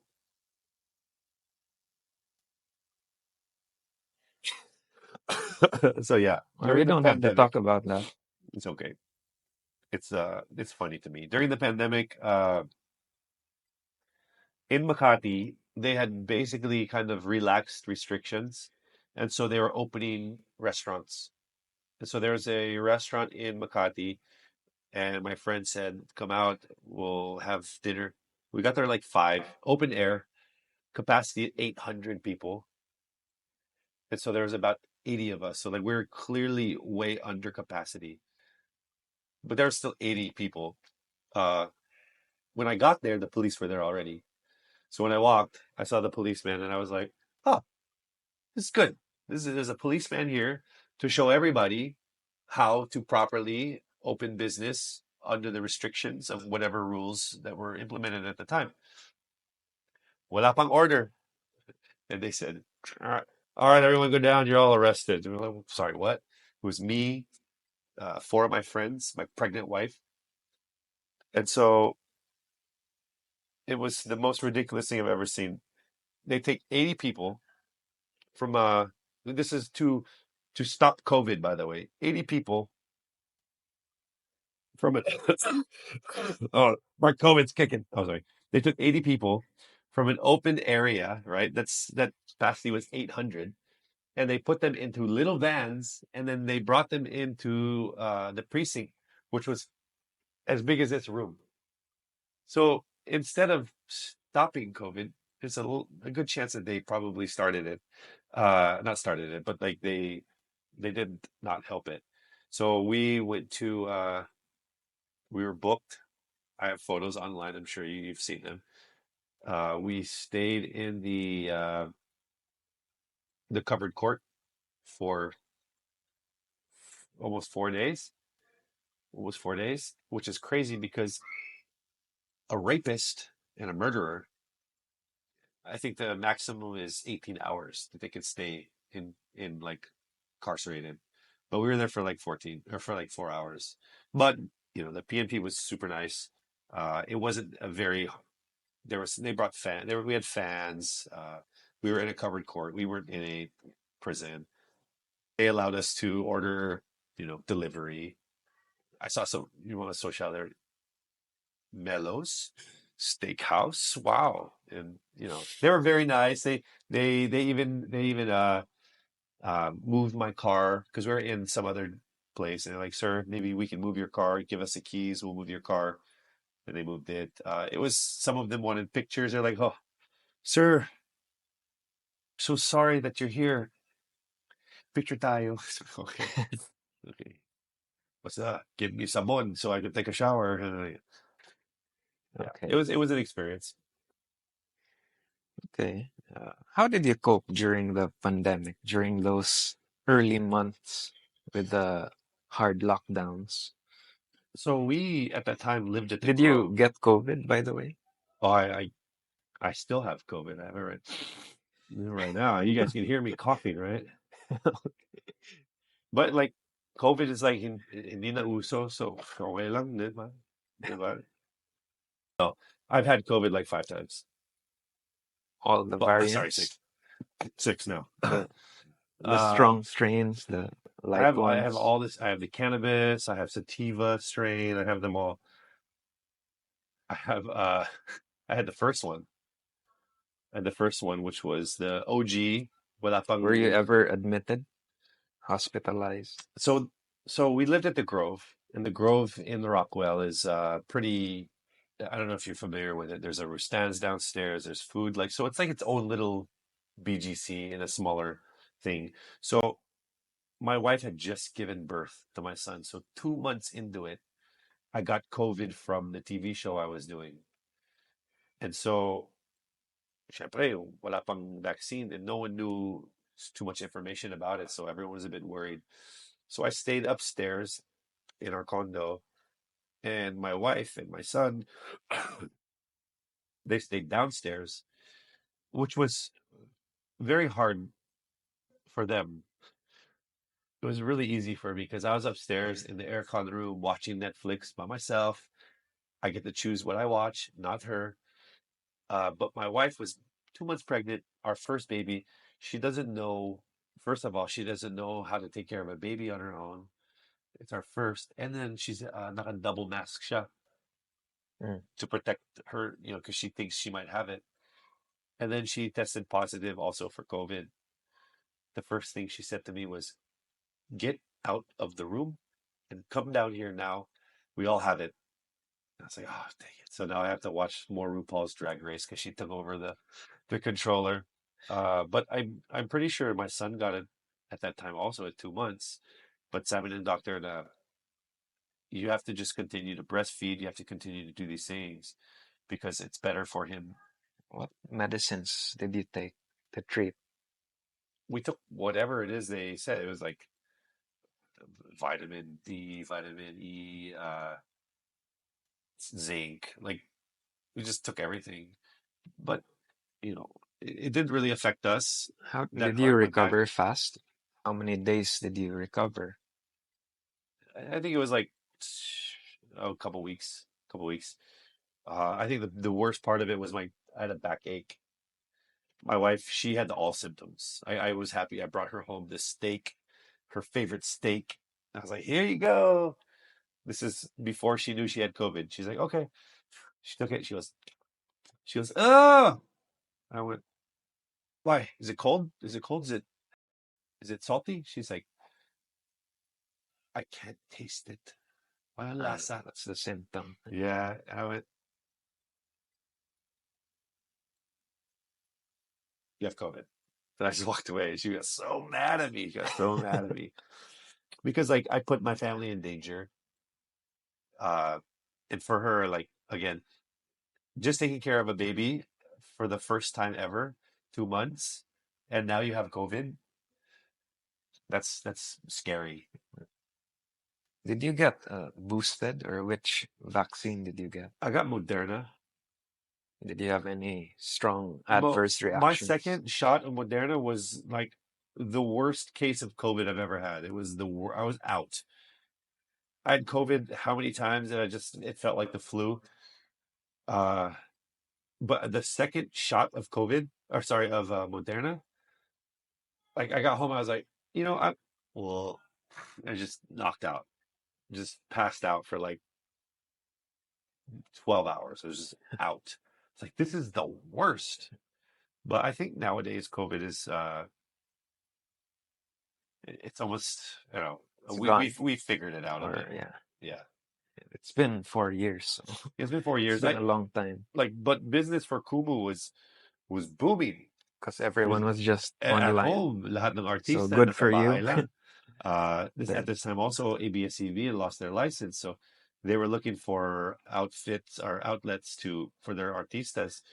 So like Kumu shot up wild. We did our Series A for 100 million during pandemic.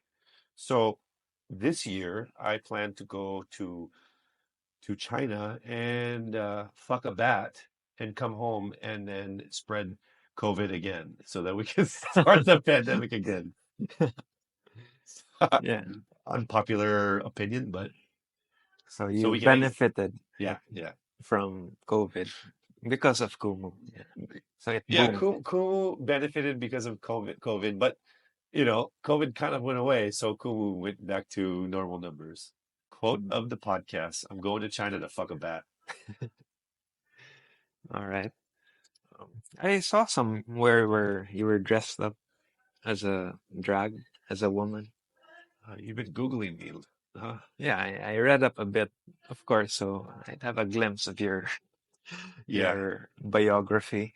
that was a long time ago. Actually, that was uh, there was a new radio station called U92 that just started, and Twitter What just was the started name? also. Like Cassandra Monte. Monteroid. Yeah. And so I made a bet on air as marketing.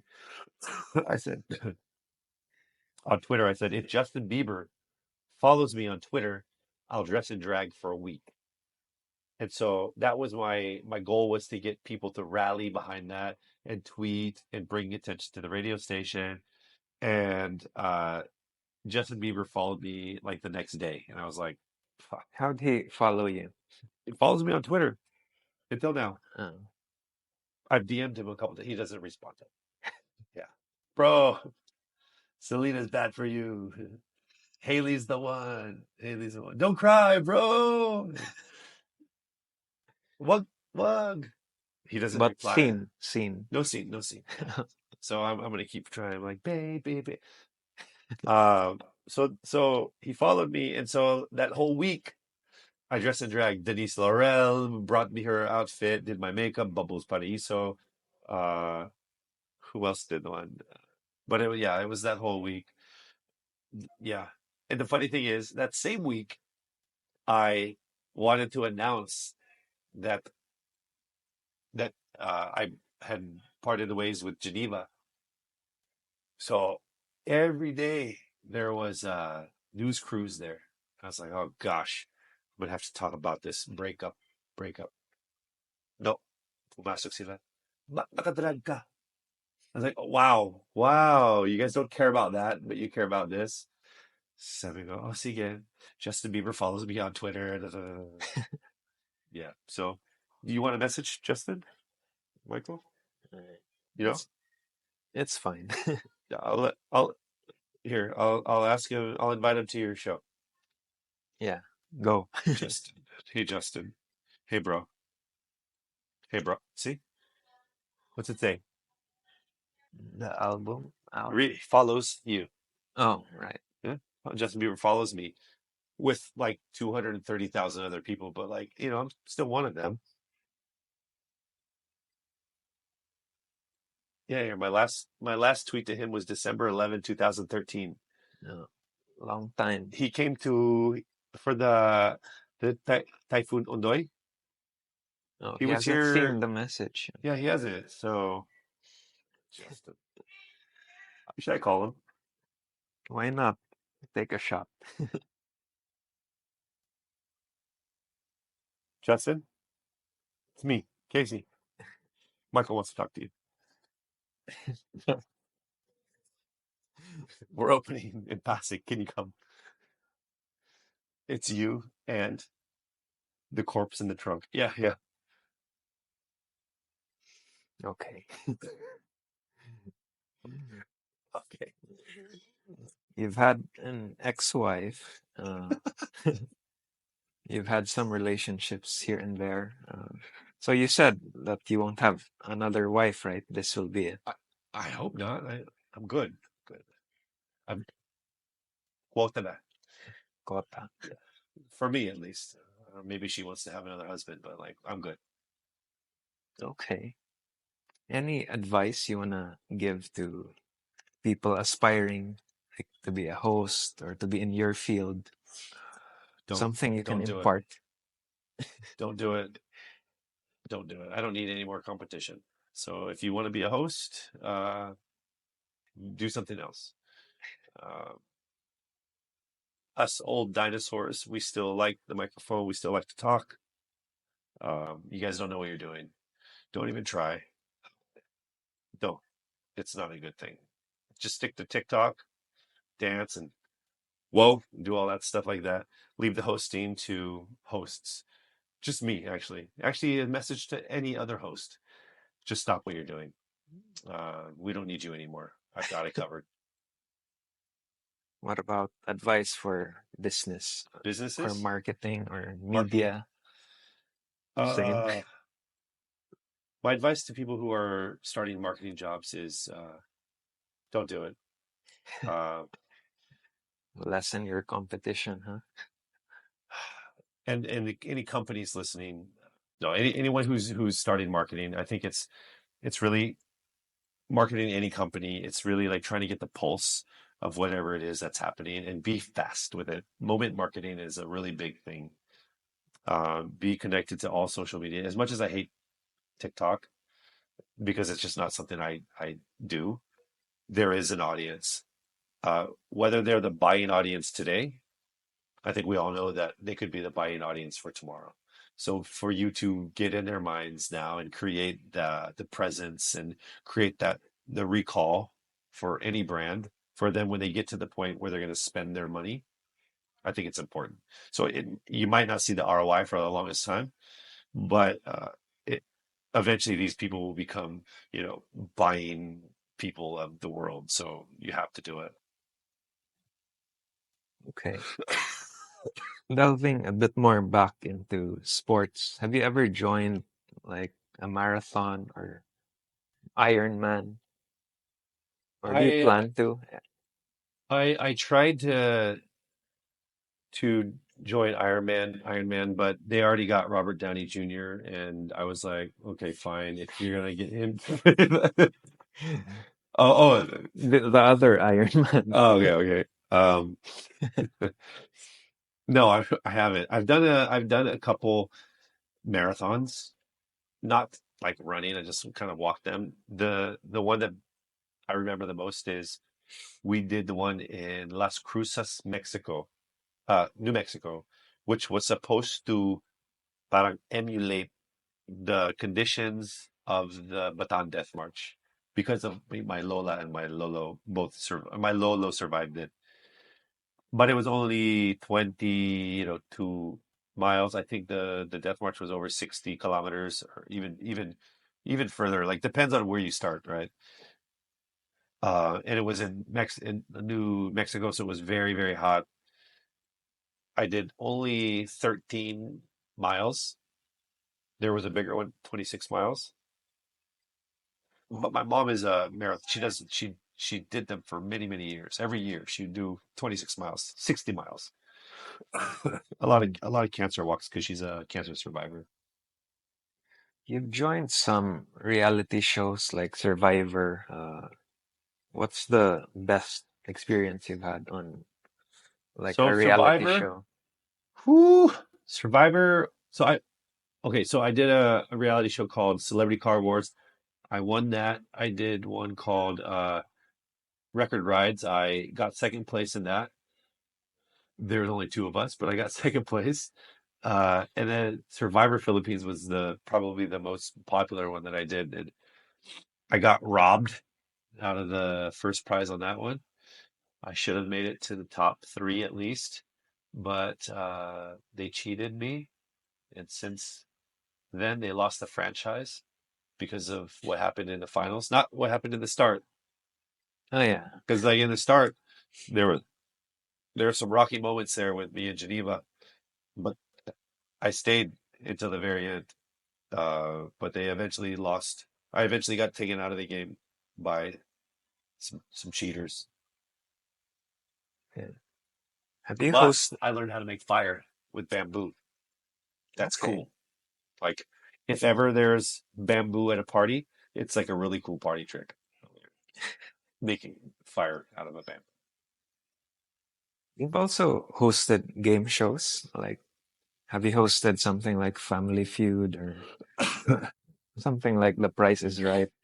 I've hosted game shows on Tropang LOL before the noontime show, but yeah, one of my dreams so is to do a big noontime show like Showtime or Ipulaga, and then the other one is to host a game show talaga, like a Family Feud and or like yeah, Price is Right or something like that. And then third one is to have a late night talk show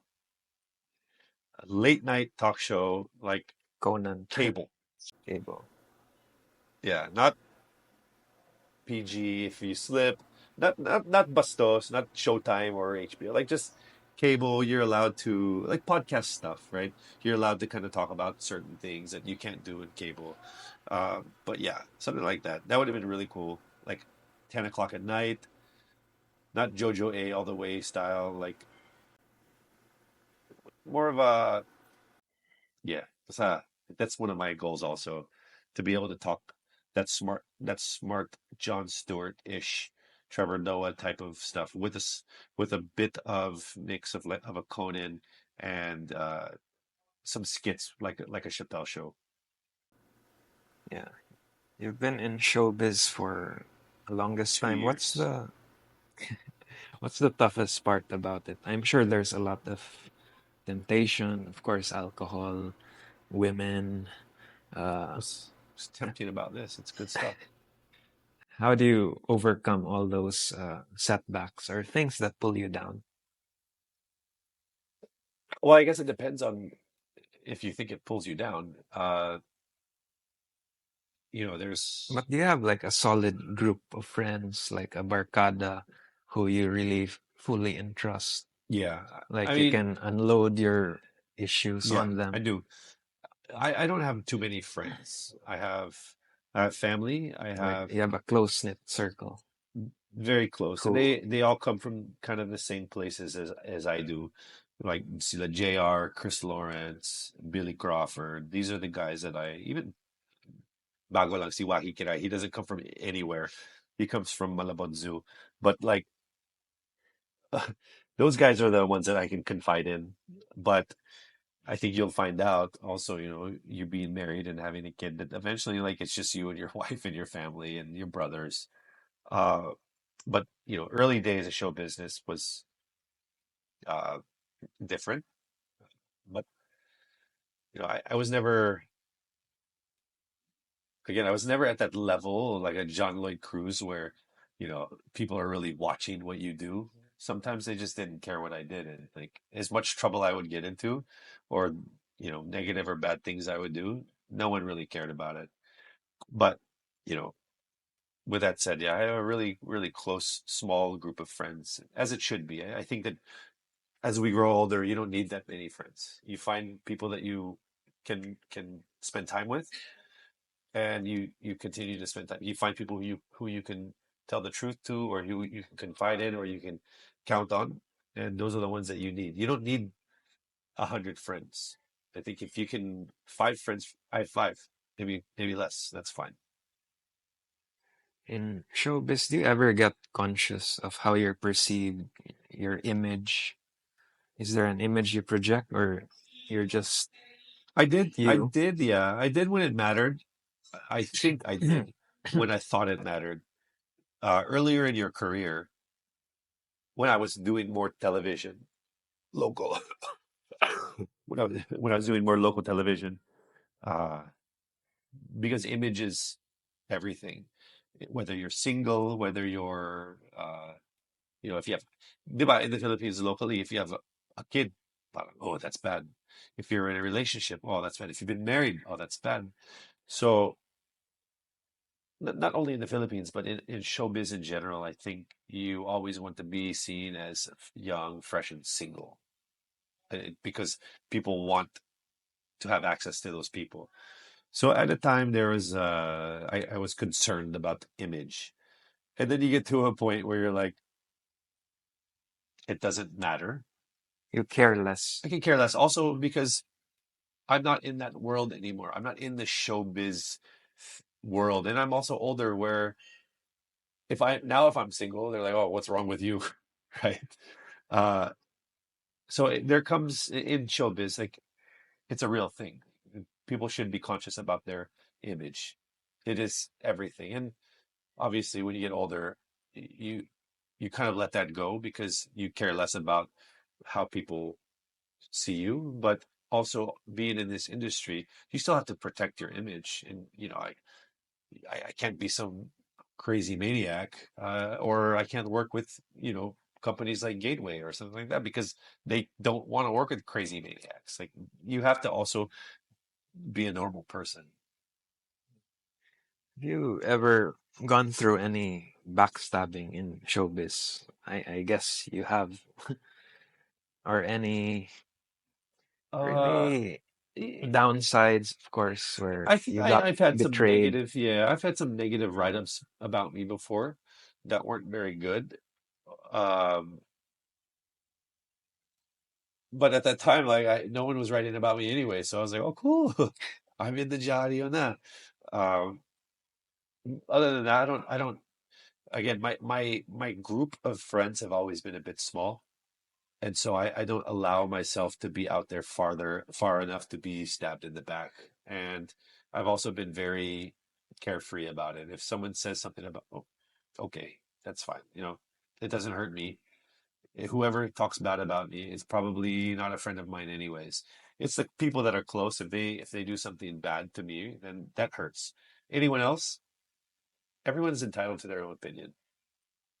Was there ever a time you were consumed by your ego, your head got big, or you felt like you were on top of the world and you did some really stupid stuff? Um, Well, you hear about stories like that yeah, so where you're on this high, then you become all like arrogant and cocky. But I I, don't I know think about I you. think that even at the height of my career, which was MTV days, I didn't actually at that time know how good I had it. I think only when you look back after MTV shut down, after so many years, and then MTV was an iconic channel. And in the Philippines, I was the only one there. So technically, you can say that I was also iconic at that time. But at that time, I was just some whatever. I was just having a good time. I didn't have a big head. I think it was only afterwards when I would look back and go, haha, yeah, it was something pretty big. But the kids don't know what MTV is today. So even if I got a big head now, or no one's gonna care. Like, who's this old guy with a big head? So for me, I never experienced it because I was also never on top of the world compared to the people who you might be talking about, where they got crazy fandoms and they're making crazy wild money. Like I've always had to really work hard for money.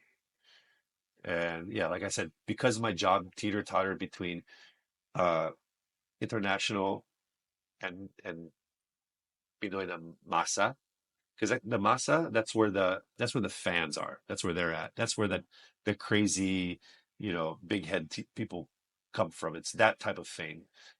The other place where I was at, we didn't feel that. Okay. But after this, after guesting here, oh, oh my God, you better believe I'm gonna have a huge head about. I'm like, did you see and listen to the podcast on Spotify? Michael Goho and me? Shit, shit, I fucking made Okay. it. I love your reactions. I'll say some wild ass shit and you go, Yeah, I try to be okay. calm about my reactions. Yeah, you're like you'd be a very good political moderator. Someone would be like, "Yeah, I eat babies." You'd be like, "Okay." And what flavor was that baby? Like barbecue. You know. Okay, moving on. This could be a thing. This could be a thing, right? Yeah, Like no, this is your thing. no reaction. You need to have some really polarizing MFers in here. Say some real wild things. Yeah, I can be stoic Yep, or and you're like, this, just this is your just be commercial. level-headed. Okay, right? This is your commercial. Yeah. Like Charlie Manson can be in it. Be like, I killed 25 people, ate their faces off. And you're like, all right. So you said that you like books. That'd be it. Do it. Yeah, Do it. I'll practice some It's, other time. are you gonna say it right now though? Yeah, sure.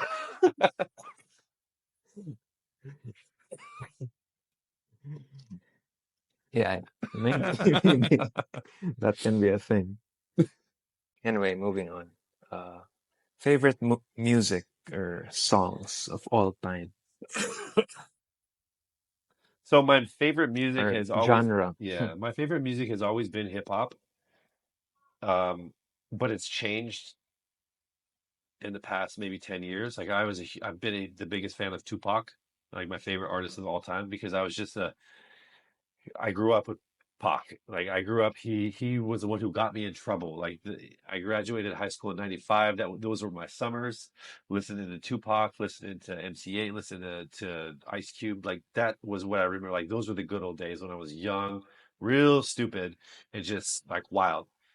But you get older and your music changed. So like right now there's a song, my favorite song is called Baby Shark. I don't know if you've heard that. It goes like a baby Yeah, shark. yeah. You My know that? my son listens to that a lot. Baby Shark. I hear it a lot at home. So it's that. But then I also like kind of like listening to some like white good old fashioned folk music like a Ray LaMontagne, like a Amos Lee. I'm really listening to some soulful music from like Leon something, forgot his name, Leon Bridges, and shoot, I'm not sure if that's his name, but yeah, some more like acoustic folk Mhm. type of stuff. Maybe just because I'm less of a rager than I was before, but sometimes late at night when I'm on my computer looking at crypto charts and I've had a bottle of wine, I'll play on some Tupac and I'll put a bandana on, take my shirt off, and throw up gang signs and be like, this is it. Hit 'em up. Tupac. Yeah, that was Tupac. Yeah, I think Jada Smith was Yeah, really yeah, yeah. close to. Jadis, yeah, Will Smith would definitely not slap him. Yeah. Yeah, he would have slapped back for sure. Okay. Favorite movies? Uh, Actor. De Niro is one of my favorite actors. Uh, all mafia movies are my favorite. So Godfather 1 and 2, definitely. Scarface again. I like Casino. I like Goodfellas. I love Jerry Maguire. I don't know why. It just gave me that adult man cry because I was just, it was a happy cry. I don't know if you remember the movie when at the very end, uh, the guy got his contract and he was on ESPN. Cuba And Gooding's character, yeah, the black so after athlete. everything, after all of the turbulent season that he had, that he was out there putting his life on the line for a little bit of money, and then on the TV show they said you just got a deal for blah blah blah, and he said, "I said I'm not going to cry. I'm not going to cry." During that moment, I was like, "I'm crying though. I'm crying." Like those movies bring me tears of joy. I hate scary movies. I don't watch them at all. Even Mm. scary cartoons, I won't even watch them. What else? Comedies or Comedies, love comedies. I don't remember any that really spoofs? Do you stick out. watch spoofs? Like Jackass type of stuff. Yeah, or like Naked Gun, if you're Oh familiar. yeah, yeah, Or yeah. I like Naked Gun. all that Uh, goofy stuff. yes. I wow. How old are you? I'm 34 now. Yeah, those.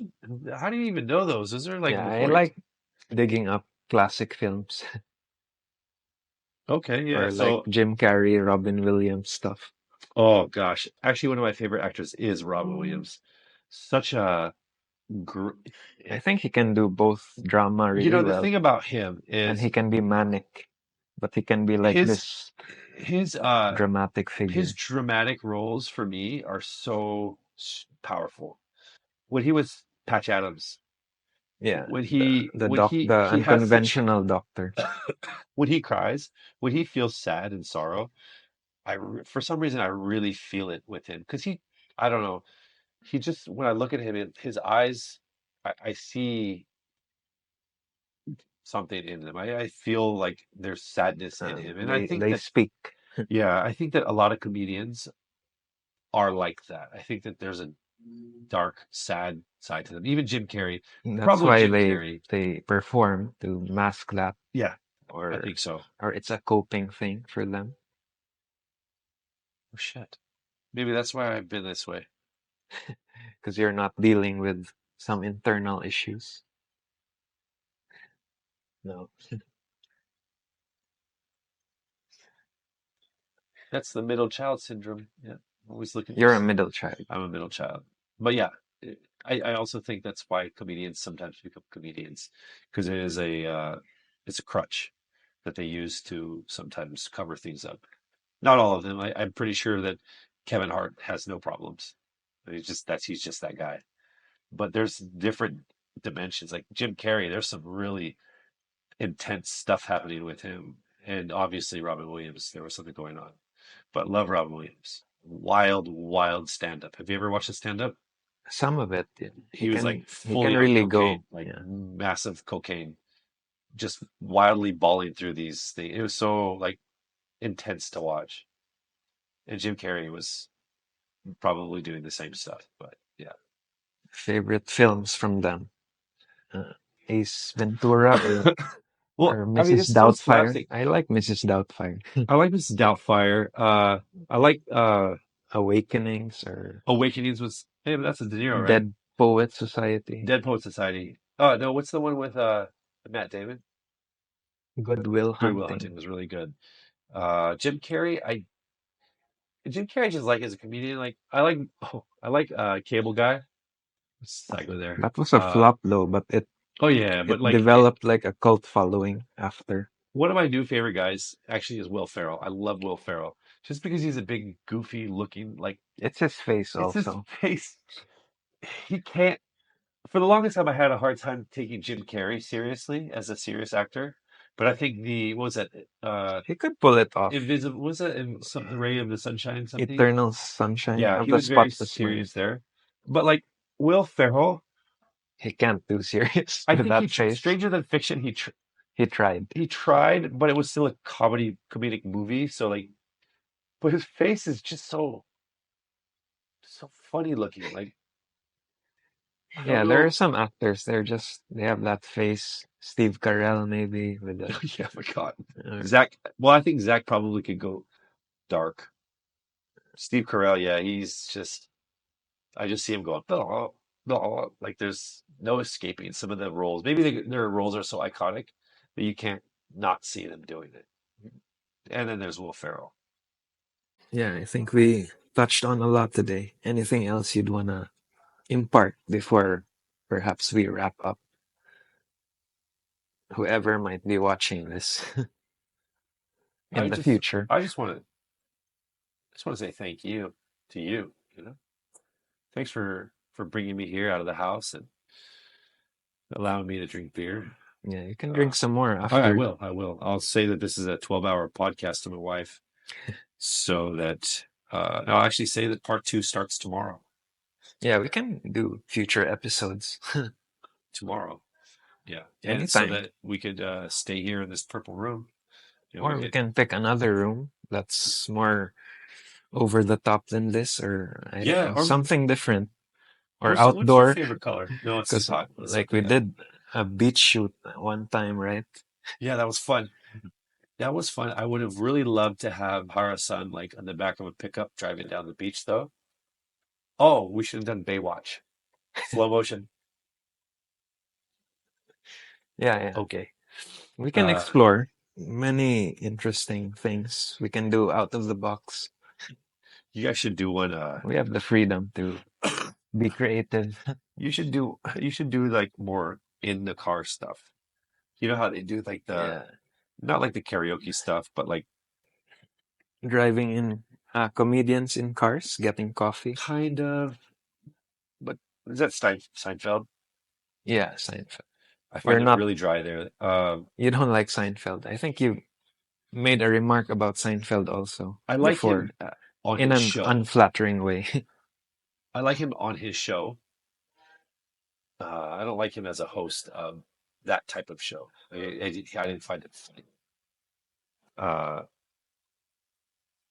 yeah, but His sitcom did quite well, yeah, Seinfeld. along with Friends, right? Oh yeah, In the 90s. I loved him there.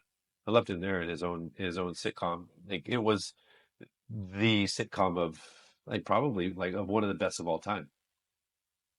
What's your favorite sitcom? I'm a huge fan of Friends. I Yeah, oh yeah, like Matthew Perry yeah. just passed recently. I think he has very good timing also, He's got good comedic timing. He also was one of those guys where with the there's this sarcasm. sadness, yeah, super sarcastic. I don't know if you ever watched Chappelle's show. Only You'd bits. have to download it. It's like not for regular TV audience. I grew up on Brady Bunch. I grew up on even though that's way before my time. What else? Shoot, Cheers. Simpsons. Cheers. Damn. What? How do you know Cheers? I just go through stuff. Did That they show Cheers 70s here? show or MASH, yeah, the one MASH a little bit. That Alan Alda. when MASH came on, that was when the cartoons were over, and I went to bed.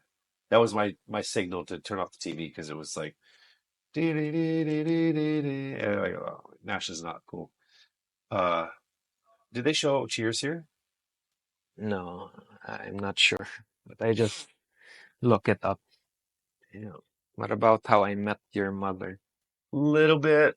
You know, one show I've never But I watched, prefer Dexter. Friends over How I Met. I don't know why some people opt for How I Met because they say it's more, the jokes are more intelligent. They Well, say it's more. it's more sophisticated. But somehow It's not with as old as Friends, Friends though, it's but very rewatchable and yeah, it's light and that's you how they fall make in their love with money. the characters Syndication more. across all the countries, right? Uh, yeah, and because there's what six characters you can identify with. With How I Met, it's five, right? Yeah, five Yeah, five and characters. one voiceover. I don't even know how they met his mom. I just because I didn't watch it. I've never watched a single episode I of didn't Dexter. finish How I Met. Somewhere I stopped. But with Friends, I How just about keep, 24? Did you watch 24? initially with the first few seasons when I was in high school, but I Yeah, I kind think of I watched forgot. it maybe to the 48. That's it, and I was like, okay, done. Uh, what's the one with Scully and Mulder? Scully, I don't know. X-Files? No, I haven't seen No, X-Files. What about like cartoons like Family Guy, Family Simpsons, Guy, Simpsons, Ren and Stimpy, Beavis and Butthead. As a kid, it was like South Park? not so much South Park, oddly enough. Um, I grew up on a lot of Smurfs, a lot of Bugs Bunny, a lot of Sesame Street, Great Space Coaster. Now that I think about it, my parents didn't really take good care of me. They just gave me a bowl of cereal and made me watch cartoons. Like cereal's probably like the worst thing you can give a kid. It's just like a bowl of sugar or chocolate puffs and then put us in front of the TV. Man, Is your wow. mom here, by the way, in No, the she's in country? the US. But you fly sometimes to visit, or does she Yeah, come? we're gonna go visit her for Christmas. It'll be the first time that my son will visit the US to see his titos and his cousins. Yeah. Okay. I'm not really looking forward to it because the States is such a cesspool of shit. It's just so gross there. Like it's like when I left the So you States, enjoy it here more now? yeah, I feel like this place is more controllable. Like we don't have so much racism here. Yeah, and We have a people little bit. are good-natured here, very Yeah, laid back. there's still respect Yeah, it's the here. culture. Yeah. The kids still respect their parents. They still respect their elders. I think there is a bit they're somewhat more conservative here. Uh, but even if they are a little bit wild, they still have respect for their parents. In the States, I just feel that I don't know. It feels like everyone has too much freedom. It sounds weird Yeah, to say that, but like, can't be good. Too much freedom. You just get away with stuff, then because you then you get can't used say to you it. can't do that. And there's things you can't do. There should be like in a country where there's full freedom. I believe that it's the communities who are the ones who are supposed to set the standard and say you can't do this. This is not good. But like it's so vague and the lines are so blurred now about what you can and can't do because you don't want to hurt someone's feelings. But like clearly, some of these things you can't do. Like they're not Yeah, yeah, like a logical person will sit back and go, no, we can't do that. But if some one person feels that they can do it, you have to let them do it. It's like that's not right. I yeah. don't know. Yeah, I probably would be kicked out of the U.S. because I'm a bit old school. yeah, I think conservative values have to be in place. You can't go all relativistic, Yeah, relativism, where anything goes, feelings dictate. There has to be some objective foundation which guides exactly. some Like guiding principle. I'm not saying yeah, feelings can't Yeah, it determine whether it's right or wrong. I'm not saying that you're not having those feelings, yeah, but you have and to I'm go not back saying you can't have them. how you handle or Yeah, you but you have can't to react this way because of them or something. I don't yeah, know. yeah, you So can't deviate too far from that foundation. yeah. So I'm kind of glad that the Philippines we don't have that problem yet. So I don't have to try to explain that to my son in the future because I don't want to have to say you can't do that. Like I want him to be able to figure that stuff out on his own. And in the Philippines, I think just because being surrounded by, you know, strong like moral Yeah, yeah, character around everywhere, yeah. he's It's gonna see it himself. okay. So anyway, again, thank you. We can wrap up. Any parting words again?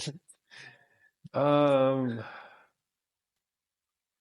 no, No. Okay, but yeah, no. Thanks for having I me again. enjoyed our conversation. Thank you for your inputs, your insights. I learned some things from you, Oh, so really? What? What'd you learn? got to know you more also. Okay, yeah, okay. Not all good things you probably learned, but yeah, it was fun. It was fun just talking a lot about myself and Maybe you can have a beer now.